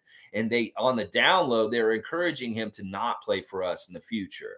It's like, oh, it'll be so much easier for another team in the US if you played for them. This is what they've done in the past to try and drive superstars out of Toronto.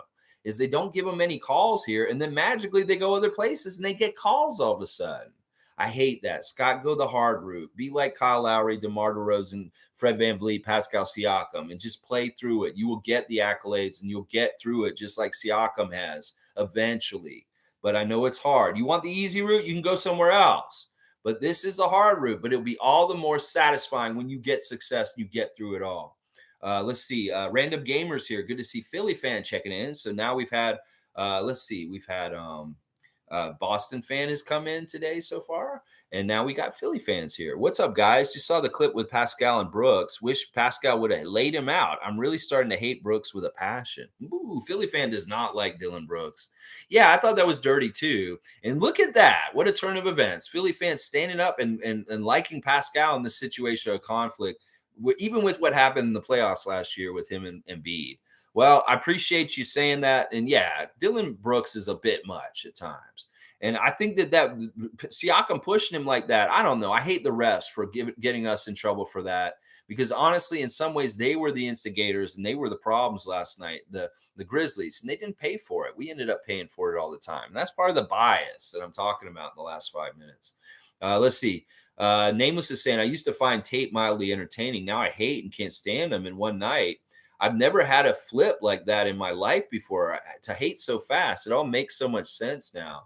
Well, honestly, he's really misogynist. Like the way he looks at women is really gross. And this is why we need to break down what's wrong with him. That he treats women like possessions. He treats women like, something to own, and that they have no thoughts or feelings, and literally using them like property to traffic them for sex for other people. The stuff he's doing is very much like Jeffrey Epstein Island kind of shit, where he has young women around him that are enthralled with who he is and all the money and the following and stuff. And he puts them in situations sexually with other people for favors around him. In fact, he even sends them to places to be with people. It's really, really gross and really, really insidious. So I'm glad that you found your way out of that, because listen, there's a lot of good people that are following bad people that are still good people. And they just need better guidance and to understand the whole picture of who this is that they're following. And that dude is very problematic. And I'm glad that you flipped, Nameless. I really do. I'm really glad that you did. And I recognize that kind of type of person for the future, and where you might be getting into it again with somebody possibly later on. Space Cadet saying, when Will Lou is dropping F-bombs towards management about not getting a center, you know things are getting real. Yeah, Will Lou's upset with his tweeting last night. And yeah, everybody's upset. Well, let's be like smart Raptor fans and just be like, you know what? We're cool as a cucumber. We're going to be just like, this is how it is. We're going to come into the game tonight and give it another good shot and not hang our heads too much. We got another opportunity to win a game tonight. And we don't have enough time to feel sorry for ourselves or get all upset. We need to prepare for the Suns tonight and change everything about it, because winning will change everything about it real quick tonight. We win tonight against the Suns. Let's see. Monique is saying Chris Boucher showed heart. Noticed everyone using the free Delano hashtag. I like that. You know, Delano needs to play on 905 more. Honestly, I don't think there's nothing wrong with it. In fact, why don't we send Scottie down there for a sec just to give him some confidence in some ways? You know, it'd be very interesting, if not on a road trip like the one they're on right now. Just let him go play in 905 for one game, just to get a taste of the difference in levels and stuff.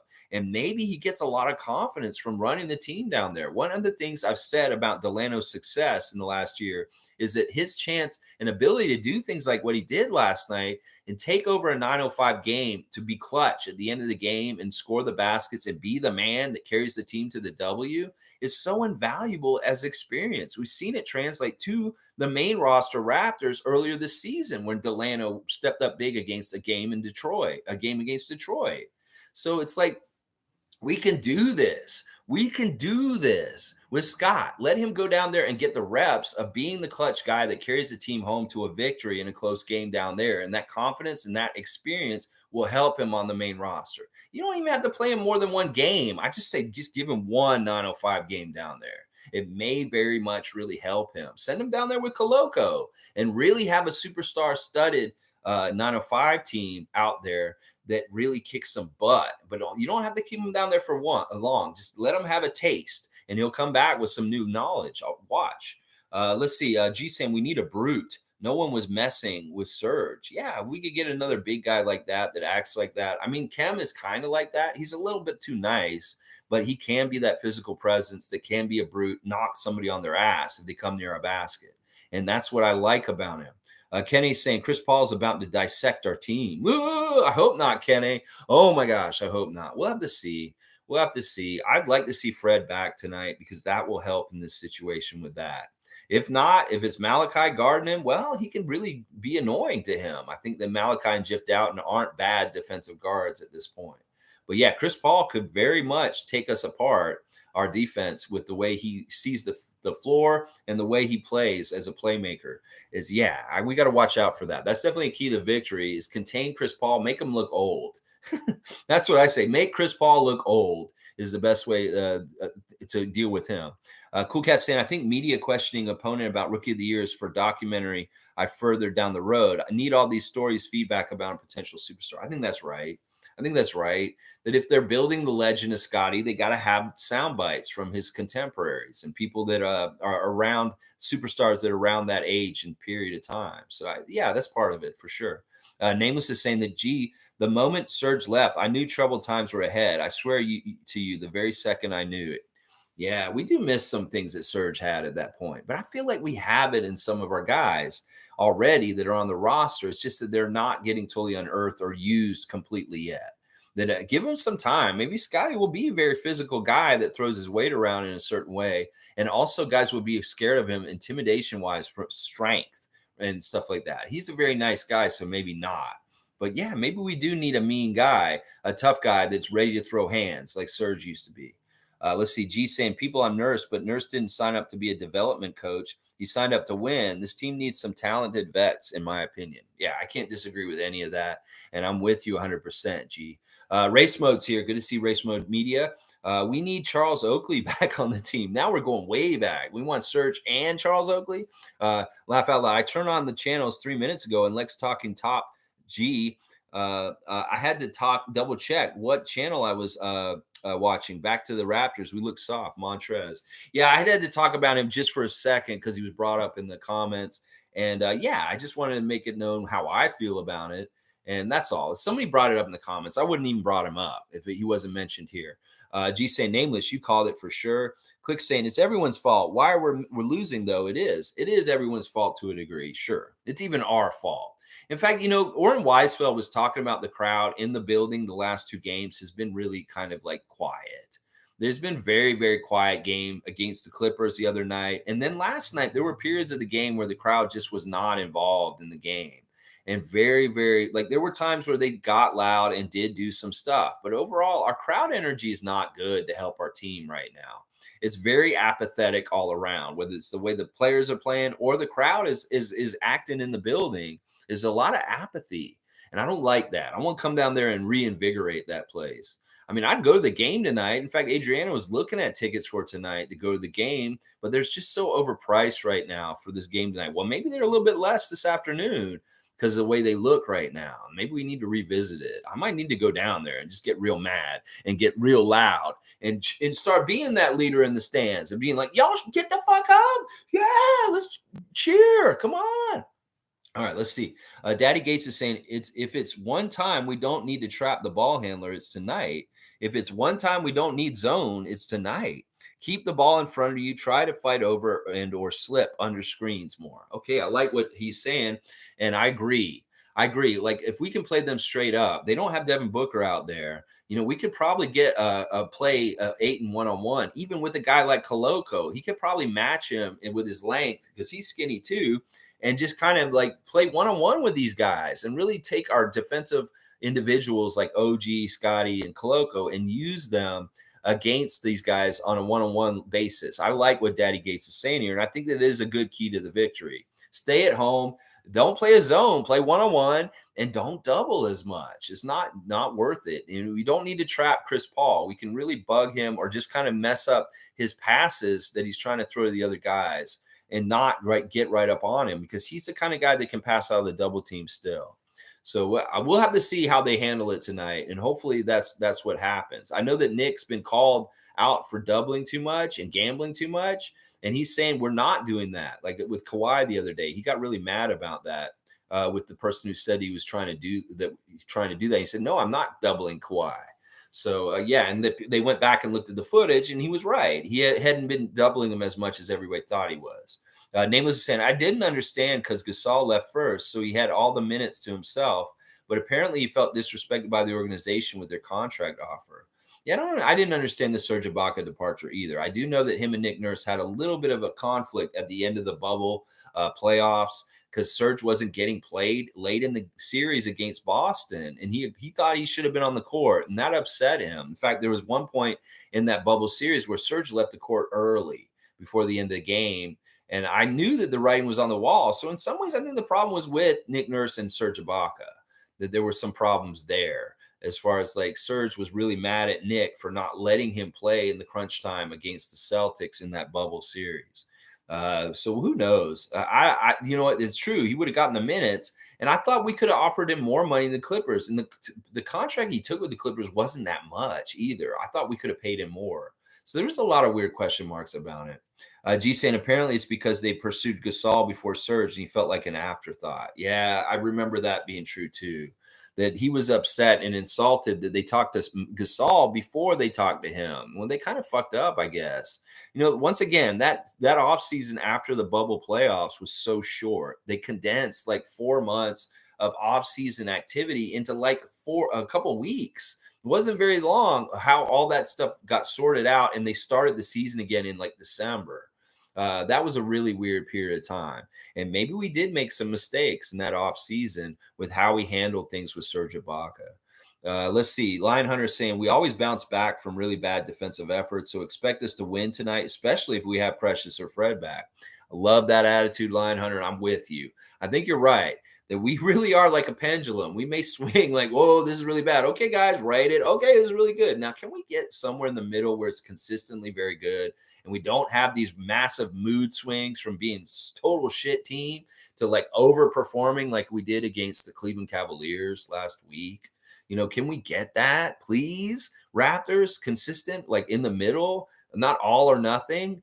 Because that's the way we've been playing this year. We have really, really exceptional, great games like Halloween against Atlanta, or that San Antonio game, or the game against the Cavs last Friday. And then we have games like last night.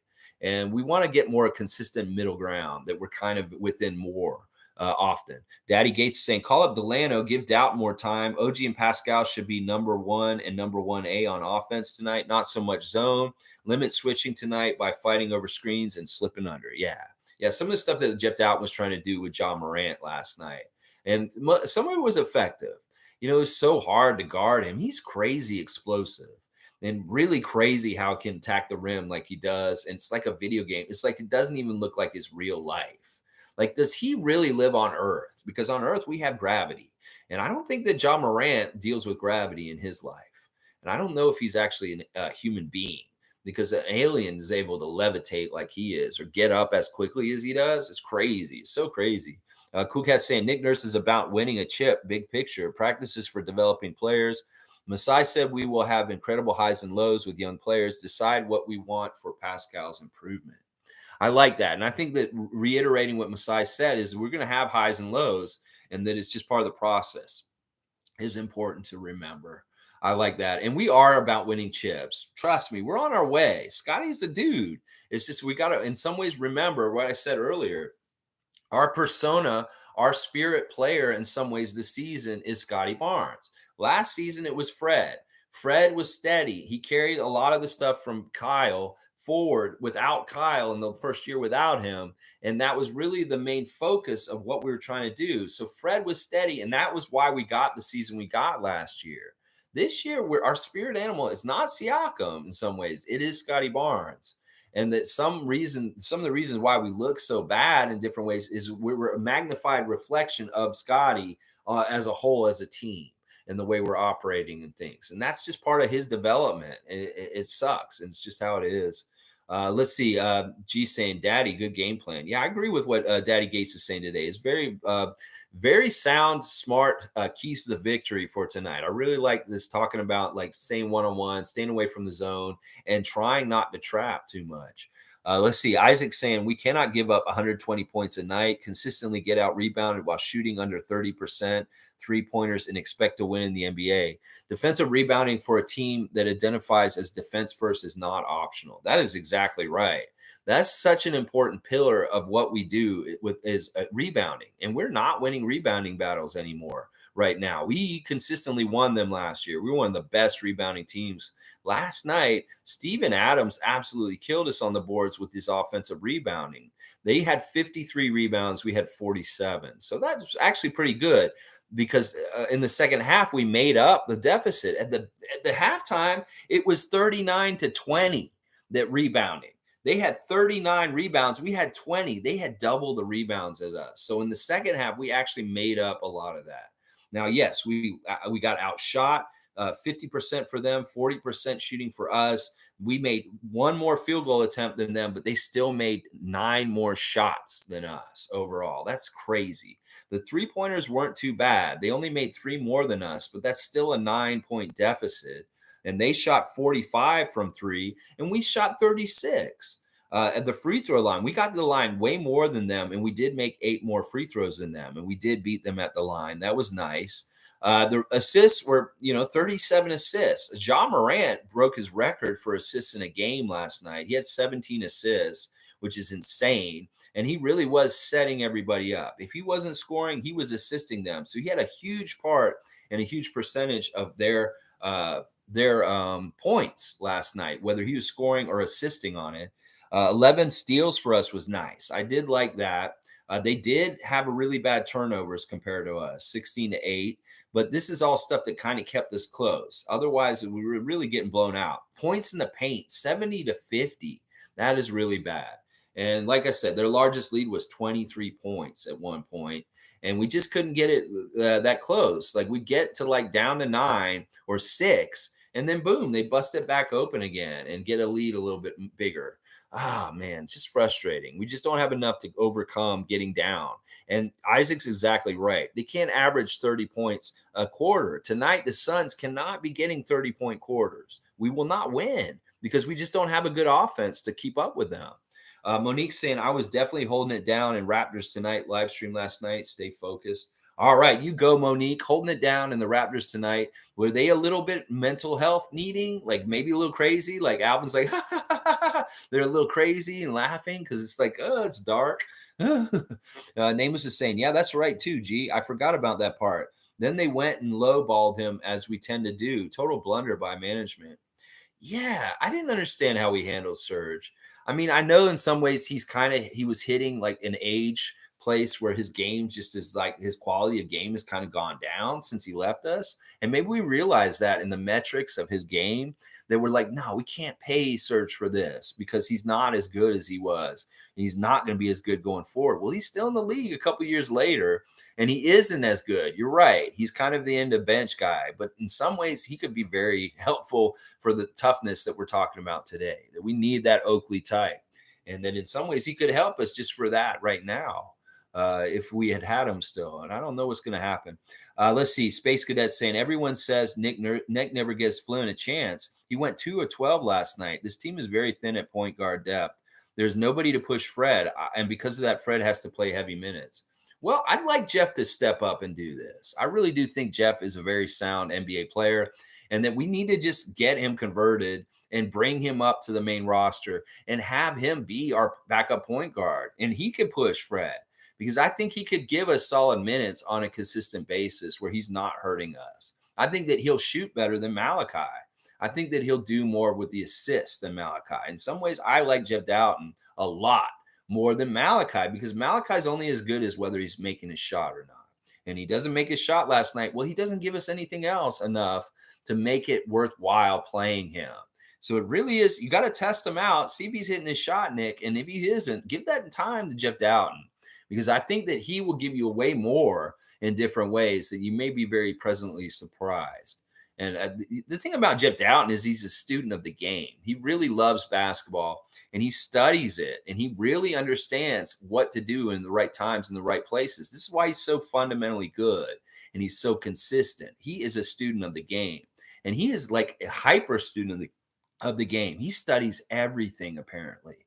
Like I don't know, Samson Folk had an interview with him, or Oren Weisfeld, one of those guys this summer, and they were astounded with the way that J.Dowtin looks at basketball and how much he really, really looks at X's and O's and understands all this stuff about floor spacing, about reading the court, all this stuff. He is the guy. I'm telling you, we need to play him more. He needs to come up and he needs to just be on our main roster. You know, he's having fun down there on the 905, but he really is a full-time NBA backup point guard at this point. I really do believe this. I can see it with my eyes. Mike's saying, salute real ones, Project Truth always. All right, Mike's checking in. Logical Raptors Fanatic made it in. Go check out his channel and give him a follow, a subscription. Yeah.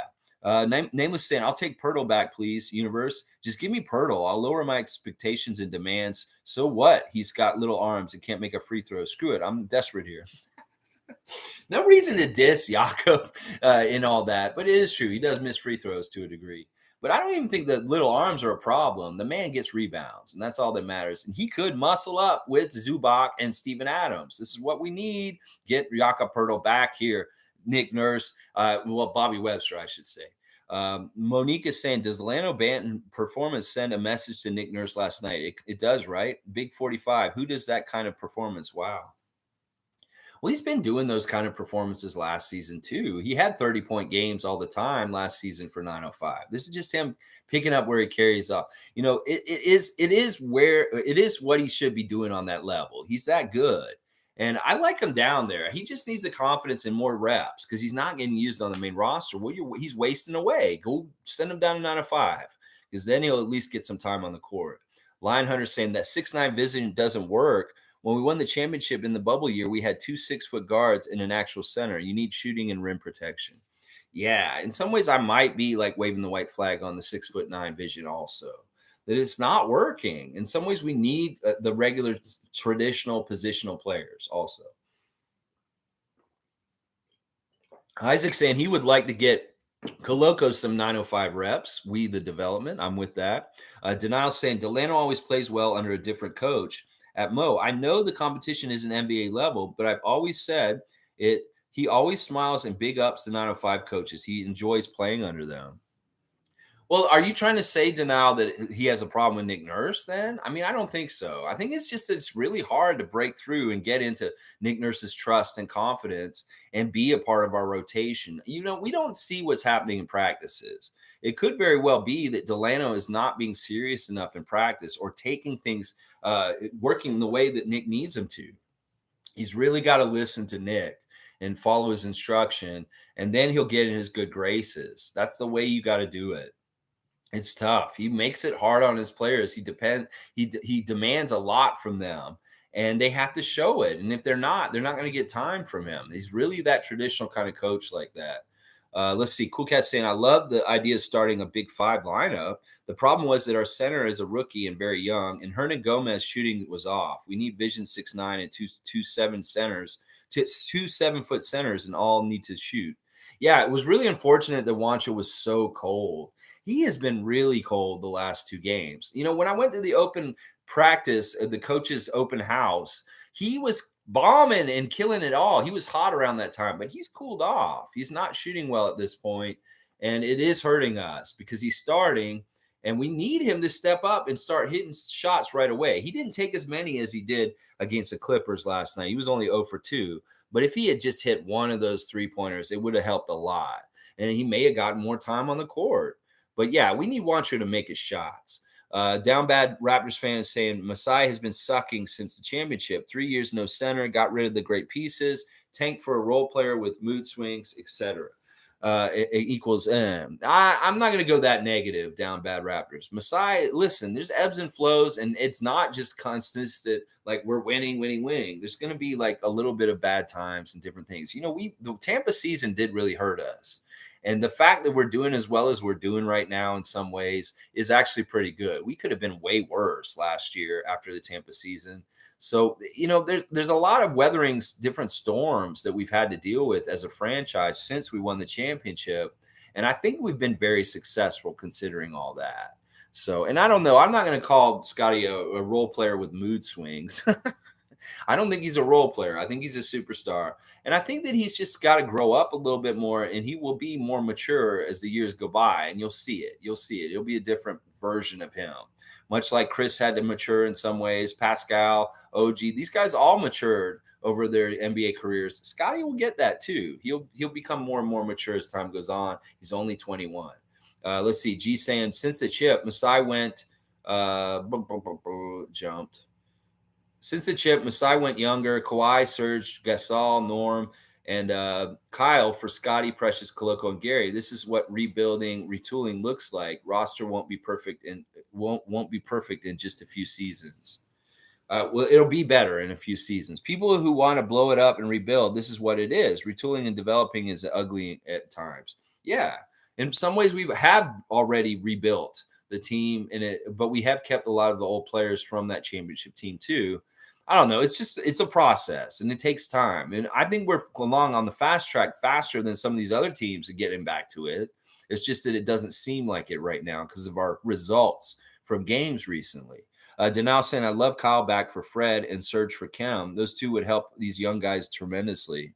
They would help in leadership, but that's not the right direction. That's going back to the past. And those guys are aged.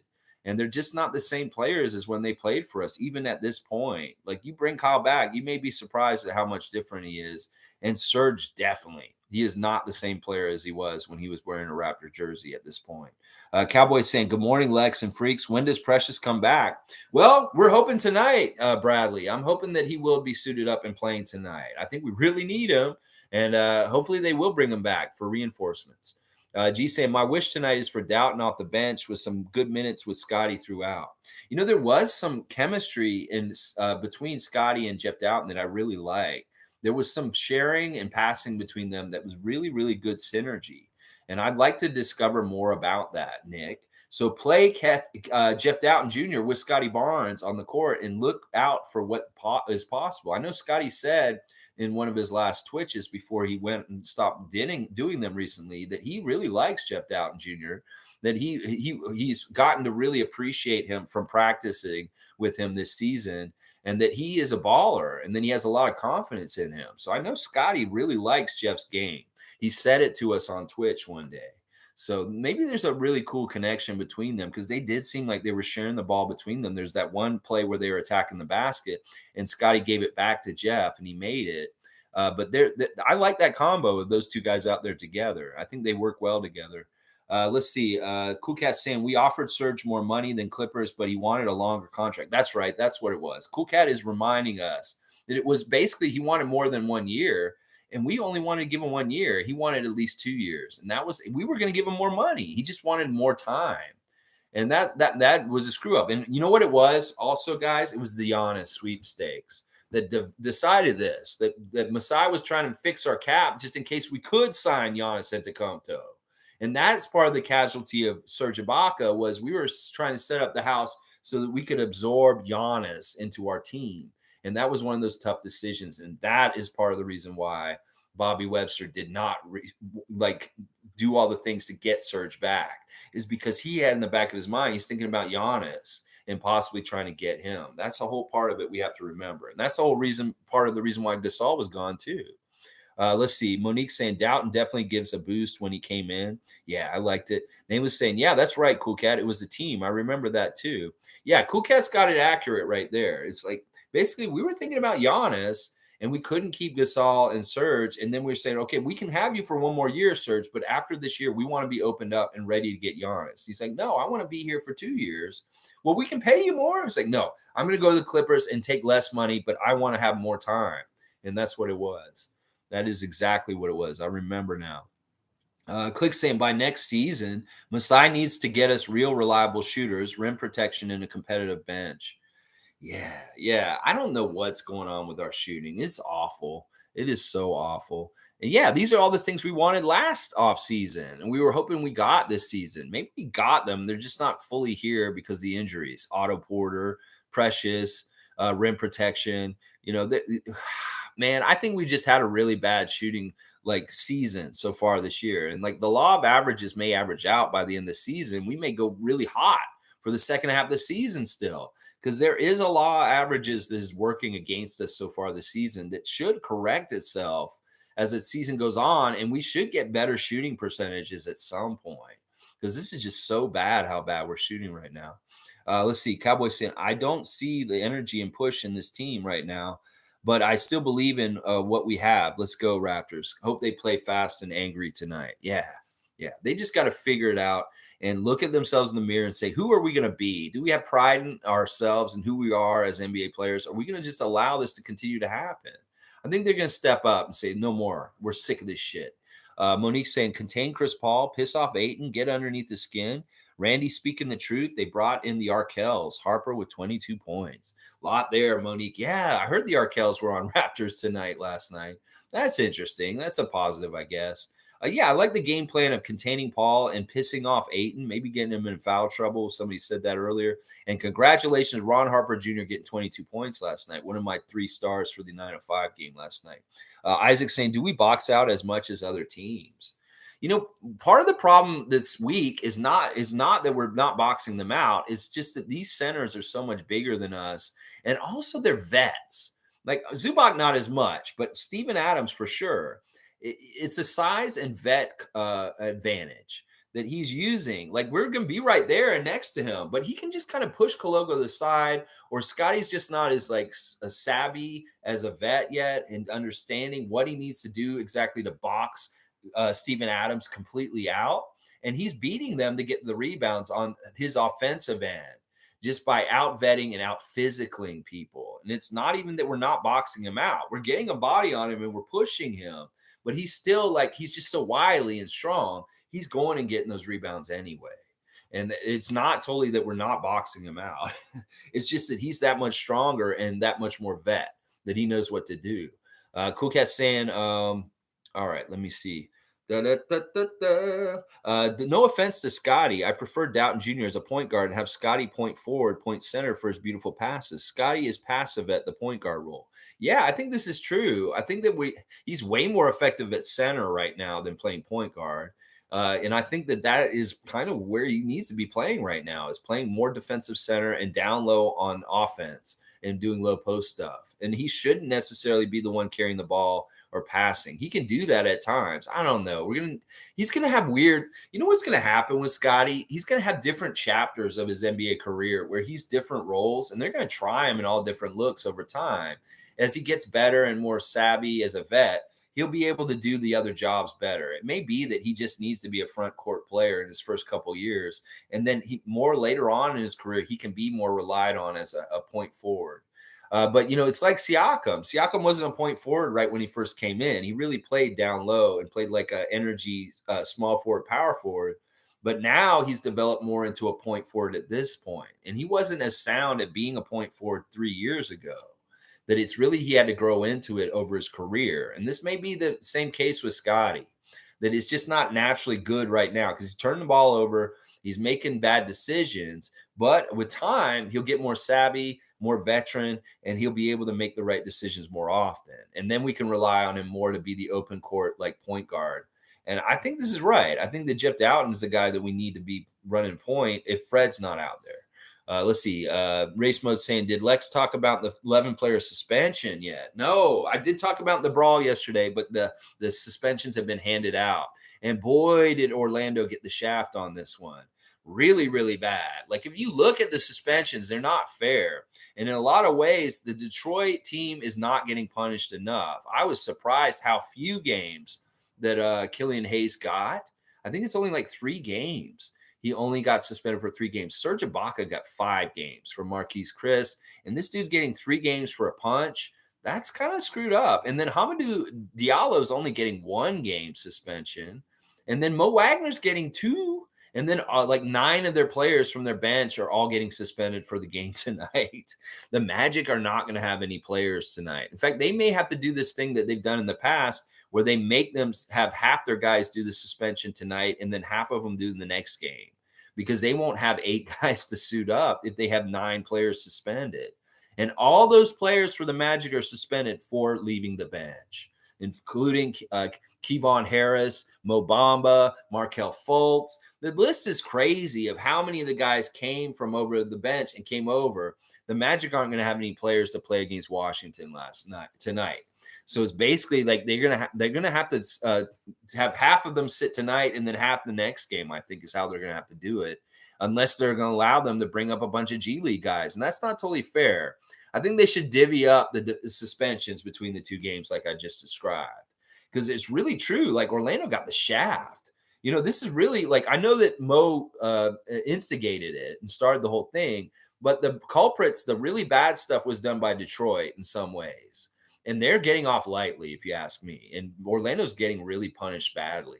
It's the way I look at it. Monique is saying, I say Precious plays tonight too, Lex. I think he's ready. And I think we really need him. It's this kind of situation was like, we really need you, Precious. Please play tonight. And I hope he does. Nameless saying, somebody at Uber Eats Lex some Tim Hortons in a blunt. It's only fair since you can't take super chats or donations. We got to keep the good big guy fueled. I don't actually drink coffee. It's a crazy thing. I've never ever been a big coffee guy, and I'm not into coffee. But the blunt would be all right as long as it's a sativa. As I'm not into indica, because I am a day smoker and I am a clear-headed smoker. That somebody likes to work while he's been smoking sativa. But down the road, Nameless, this is all going to get sussed out. I've talked about on Patreon. When I get to 1,000, then we can do super chats if you guys do feel like compensating me or doing anything like that. But once again, that's not going to be necessary or mandatory on anything. We'll figure it out. I'm like, it's a really weird thing, like where I'm kind of like, you know what? It would be nice to get compensated in some ways, but also at the same time, I'm like, I'm a weird guy. I'm anti-capitalist. I'm not about money, and that really has hurt me in my life in some ways. But also, it's just how I am. It's like I'm not money grubbing or very greedy, and I would love to get money, sure. But also in the same token, I'm like, I feel kind of cringe about asking for money too. Denal saying Dowtin is a winner, Nameless, so he hates losing. He has a super high IQ. Wish he got some more serious, solid minutes. He's a much better point guard than Flynn. Just doesn't shoot as well. Yeah, Flynn's a better outside shooter, and in some ways, maybe Flynn's a little bit better of a defender. But I think Jeff Dowtin's way more of a real point guard. And that in some ways, Jeff Dowtin's package is more attractive to me. Like the way he was on Ja and the way he was covering him and keeping up with him and bouncing around the screens was really impressive. The effort by Jeff Dowtin is super strong. And that's one of the things that may be the most important right now with the way the team's playing. If we're upset with their motivation and how they're playing, we'll really reward the guys that are getting out there and going crazy on the court, like Jeff Dowtin Jr., Nick Nurse. At some point, you just got to say, all right, screw talent. Screw who my top guys are. And I said, these are my guys that I want to play and overplay like 40 minutes each. Screw all that. You play the guys that are trying the hardest and putting the most effort out there, the most energy, even if they're guys that are near the end of your bench. Because that I really truly believe in that. You feed the hungry. The hungry guys are hungry. Put them out there and let them feast. If there's guys that have been playing a lot and they're kind of tired and worn out, you need to give them rest. And that's why I really want you to be more equitable with your minutes and balance it out across the whole team. If we're going to be losing already, then you shouldn't give a shit if you have the most best quality 5 out there at all times. Pascal, Scottie, OG, Gary, Fred. You need to put other guys in and give them time to develop and get time accrued, because this is that kind of year now. This isn't a year to win championship. This isn't a year to do certain things. Go ahead and play Jeff Dowtin. Go ahead and play Malachi more minutes. Go ahead and bring Delano up and put him out there and give him more reps, because it doesn't matter at this point. We are a team that's a certain kind of team, and we just want to get more experience for these young guys and maybe not completely wear out our vets also at the same time. So Cowboys saying, if with Precious plays tonight, it's a win for sure. I like that attitude. We need this fresh blood and energy. Let's go. Can't wait to see him play. I love this team, but I don't feel the confidence Let's go. Keep your head up, Rap City. This is important. This is the thing. When things start going bad, confidence can really hurt. That's part of why we're missing shots. The confidence of the Grizzlies when they're open and it's just so nice and crisp, that's confidence. And we're not confident right now. Gary's confident. He'll hit his open shots, but a lot of our guys aren't confident right now. There's a general lack of confidence across our team. And it's just from the stuff that's been going on this season. It sucks. It's tough. All right, Evelyn's here. Hello, Raptor Freak crew. Just playing in yesterday. I think got lots of catching up to do. Okay, Evelyn's back from the West Coast trip. We're glad you're back safely, Evelyn, and Happy New Year's. Hopefully we can get a win before the New Year's tomorrow. And yeah, I don't know how much you want to catch up. I'd say go watch the New York game, go watch the Cleveland game, and maybe forget about the other games. You don't need to watch those. Monique's saying W stream always, Lex. Thank you. Keep at it despite the team's woes at this team. I'm ready to ring in 2023. Wild starts with games from me. All right. I love it, Monique. And yes, I promise I will keep at it. Programming note, today we have the preview for Pheonix we're about to do.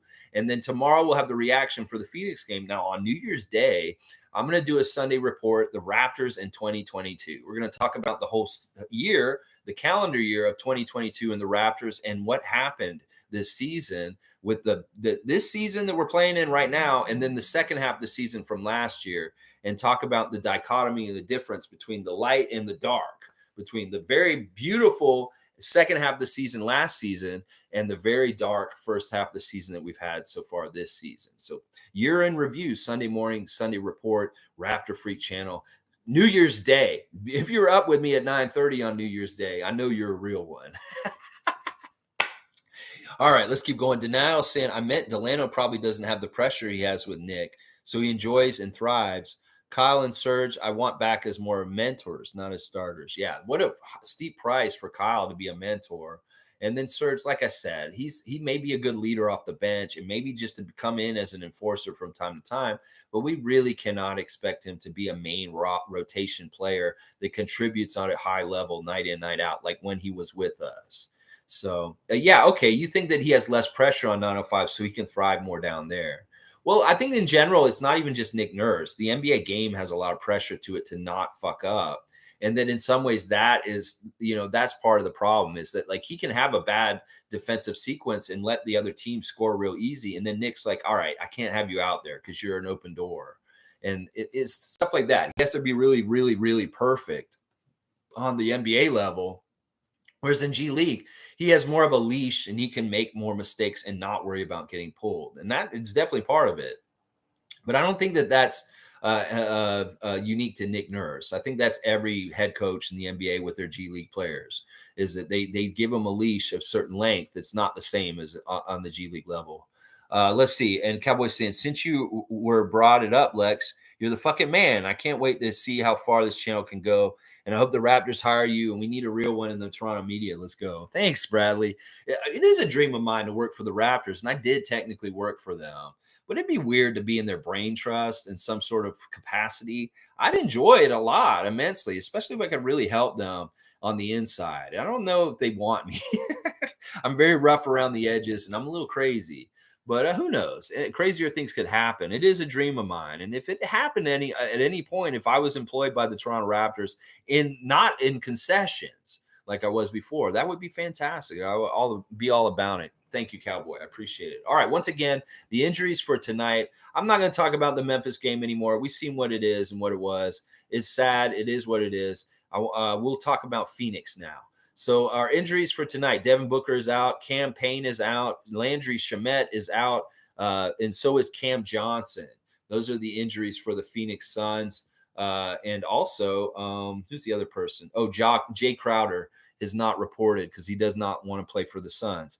Meanwhile, on our side, Fred is day-to-day. I hope Fred plays. Precious is listed as out for yesterday, but they haven't updated yet. I really expect Precious to show up tonight. And then Otto Porter will be out. And that'll be our only injury. Hopefully, will only be Otto Porter. So let's look at the referees for tonight. Who are our referees tonight here in Toronto at Scotiabank Arena for the game against the Pheonix Suns? Our lead ref tonight is Josh Tiven.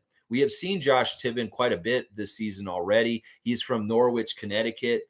His favorite TV show is Seinfeld. His favorite movie is Minority Report. He likes Dermot Kennedy to listen to. His favorite book is Firstborn. It's a novel written by his own father, Bruce Tiven. His favorite meal is lasagna. This is the lasagna guy. He's a yo-yo expert. We talked about all that before. Yeah, Tiven, we actually lost. I believe we lost the last game he ref. No, we won the last game he actually ref. But we've lost a few games he's refed also this year. We have our best win percentage under Josh Tiven of the 3 refs tonight. 62% win percentage under the crew chief. And meanwhile, the Pheonix Suns win 44% of the time when he's present. So that's not a bad crew chief to have for us. He has been somebody I've been watching, though, because there was a little bit of ref manipulation a couple games ago that he ref for us. But in the last game, we won when he was here. So not a bad guy. The second ref is the cop, is Justin Van Dyne. He is a trained police officer, and he was an officer in Ontario, California. He's also a middle school phys ed teacher in California. His favorite TV show is Entourage. He likes the Bourne movies. He listens to Jimmy Allen. His favorite meal is sushi, and he would like to visit every baseball stadium. So Justin Van Dyne is a cop, and he's officiated 420 regular season games and 1 playoff game. That's actually not accurate. That's old stats. Now, Justin Van Dyne it has our worst. Well, no, actually, he doesn't have the worst record. The last guy does. We are 53% winning percentage under Justin Van Dyne. And meanwhile, the Suns are 44% win percentage. So he favors us slightly, but still, it's not that good. And the third ref is Robert Hussey. He's in his third year as a ref. This is his first full year as a ref. He's been a replacement ref at times, a non-staff ref, but now he is a full ref. His favorite TV show is Chappelle's Show. He likes the movie John Q, and he also likes Marvel movies. His favorite musician is J. Cole. His favorite app is the ESPN app. He'd like to see the 7 wonders of the world. He's from Orlando, Florida, and he'd also like to visit Iceland. His favorite meal is ackee, yellow yam, green banana, dumplings, and fried plantain. And he enjoys spending time with his family, working out, and cooking vegan food. Robert Hussey. We did actually see Robert Hussey at times this season. And actually, we have lost the last game that he refed and also the last game that Justin Van Dyne refed. We've lost both those games. Robert Hussey is exactly even for us. We are 50% winning with him. And so is Pheonix. Pheonix and us are both have a winning percentage of 50%. We are 3-3 when Robert Hussey is present. And Pheonix is 1-1. So there's your ref crew for tonight. Josh Tiven, a ref we've been familiar with this season. He's refed a lot of games for us. And then the cop, Justin Van Dyne, and Robert Hussey, a very young ref also. I don't know what to say about them. I can't see any overt ref bias for tonight. If Scott Foster was reffing us tonight and there's Chris Paul in the game, then I'd say there's a good ref bias for us. But no, it's Josh Tiven. He's been both ways with us. He's been mean to us at times, but he's also been very good to us also. So I don't know how the refs are going to go tonight. We'll see, Tom, if you want to send them the food or not. Let's see. Race Mode saying Precious is coming back, and we're going on a perfect win run in January. Yes, sending out the positive vibes. And yes, Lex is a man. Thank you, Race Mode Daily. I appreciate you, Edmund, and I hope you have a great New Year's, however you're celebrating it with your family and everybody. I know it's going to be a good one. I feel good about 2023 also. I know that this has been a dark time. It's literally winter in Toronto, and it is dark outside. And it's also dark for the Raptors, and we got to change that, shine a light, and get it back.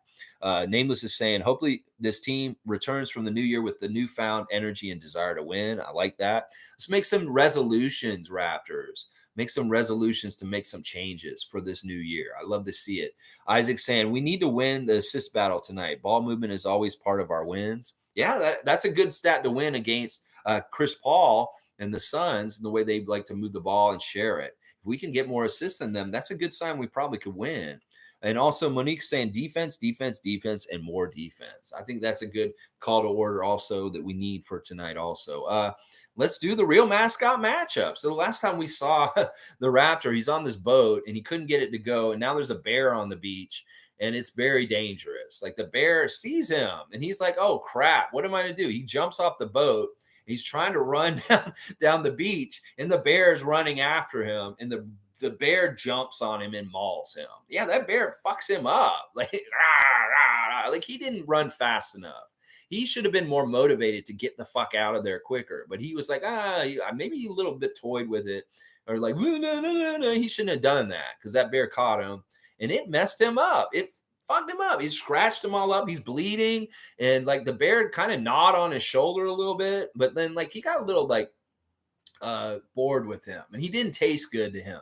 He likes to eat like mammals. He doesn't like necessarily eating reptiles as much because they're cold-blooded, and it's kind of like, I'd rather eat a mammal. So maybe he tried him a little bit. He's like, nah, this doesn't really appeal to me. So the bear moves on.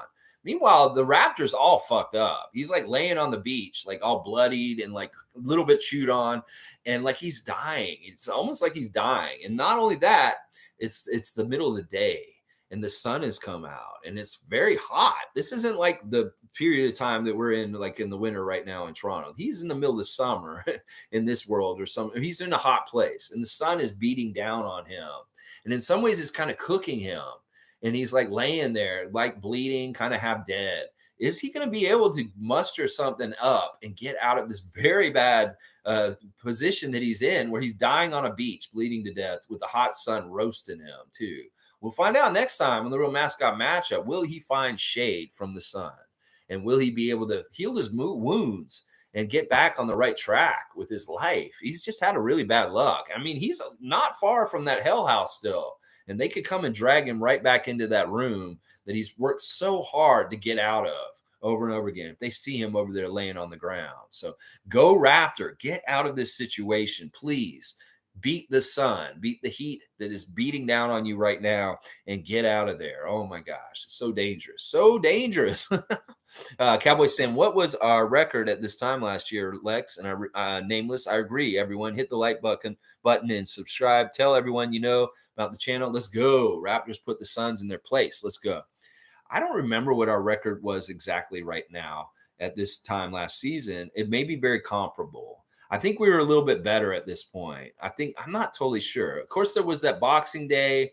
The game was really bad, and we didn't really shake it off completely. We did a little bit because we got guys back pretty quickly after that. So maybe we were starting to come back up. I think we're right near it, if not just a little bit worse, is where we're at. I think Bradley. Tom Duke's saying, okay, he's no lasagna, and it's all not cooked. So he's not even worried about upsetting the refs anymore. They already have their intentions set before from Adam Silver. Hilarious. Tom's basically saying they get what they get. So you're getting spaghetti, Josh Tiven. There's no lasagna for you. It looks like there's some good sushi for Justin Van Dyne. And then, there's some good vegetables for Robert Hussey, being a vegan. Looks like we got some chard, an avocado. Looks like some limes, and then maybe a carrot. He could probably make that into something.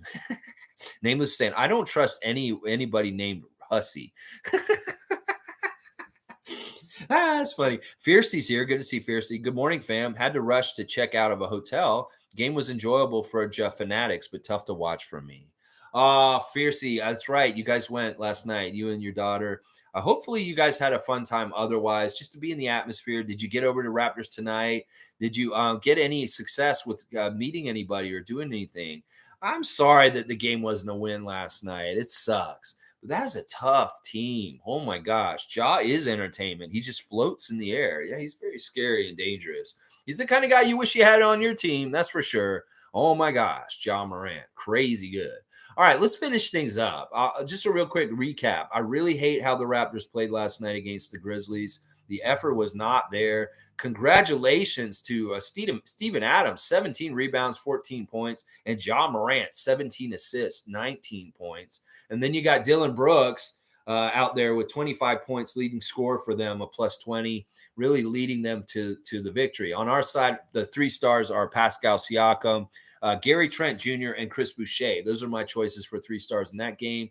3 stars for the 9:05 game last night, D.Banton, Ron Harper Jr., and Hassani Gravett were my 3 stars for that. The 3 referees for the Raptors game tonight are Josh Tiven, Justin Van Dyne, and Robert Hussey.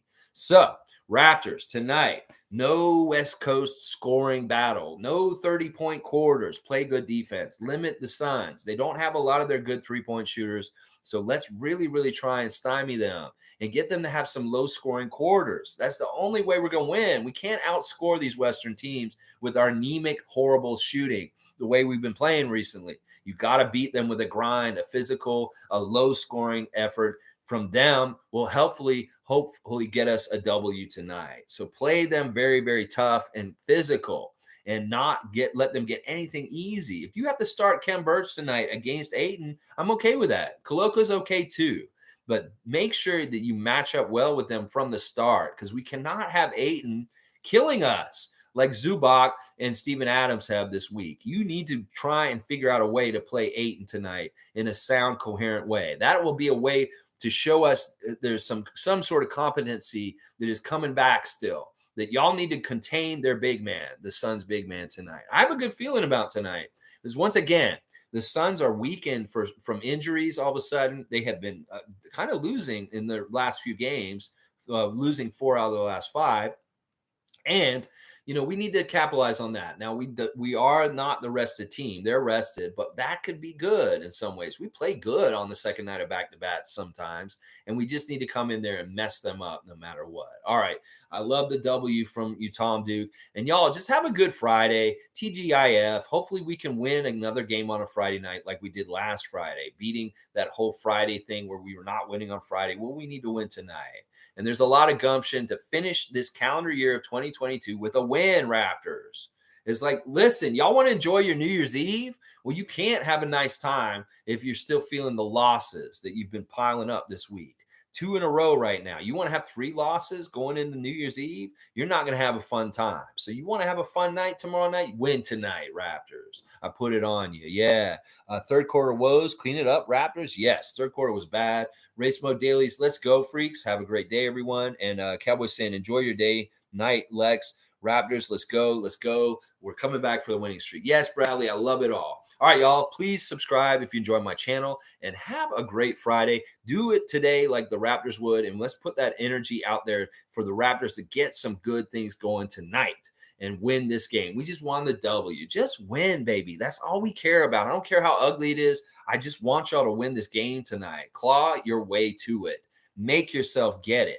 No matter what, have that motivation tonight, Raptors. We really need to see it, because we're losing faith, and a lot of the Raptors faithful and people are really talking crazy these days. We need to get them to have some good feelings and to shut up about wanting to fire Nick or other things that they're saying these days. W. David Bowie. Yeah. Let me see. Let me think of a good one. Let's dance. Put on your red shoes and dance the blues. Let's go Raptors!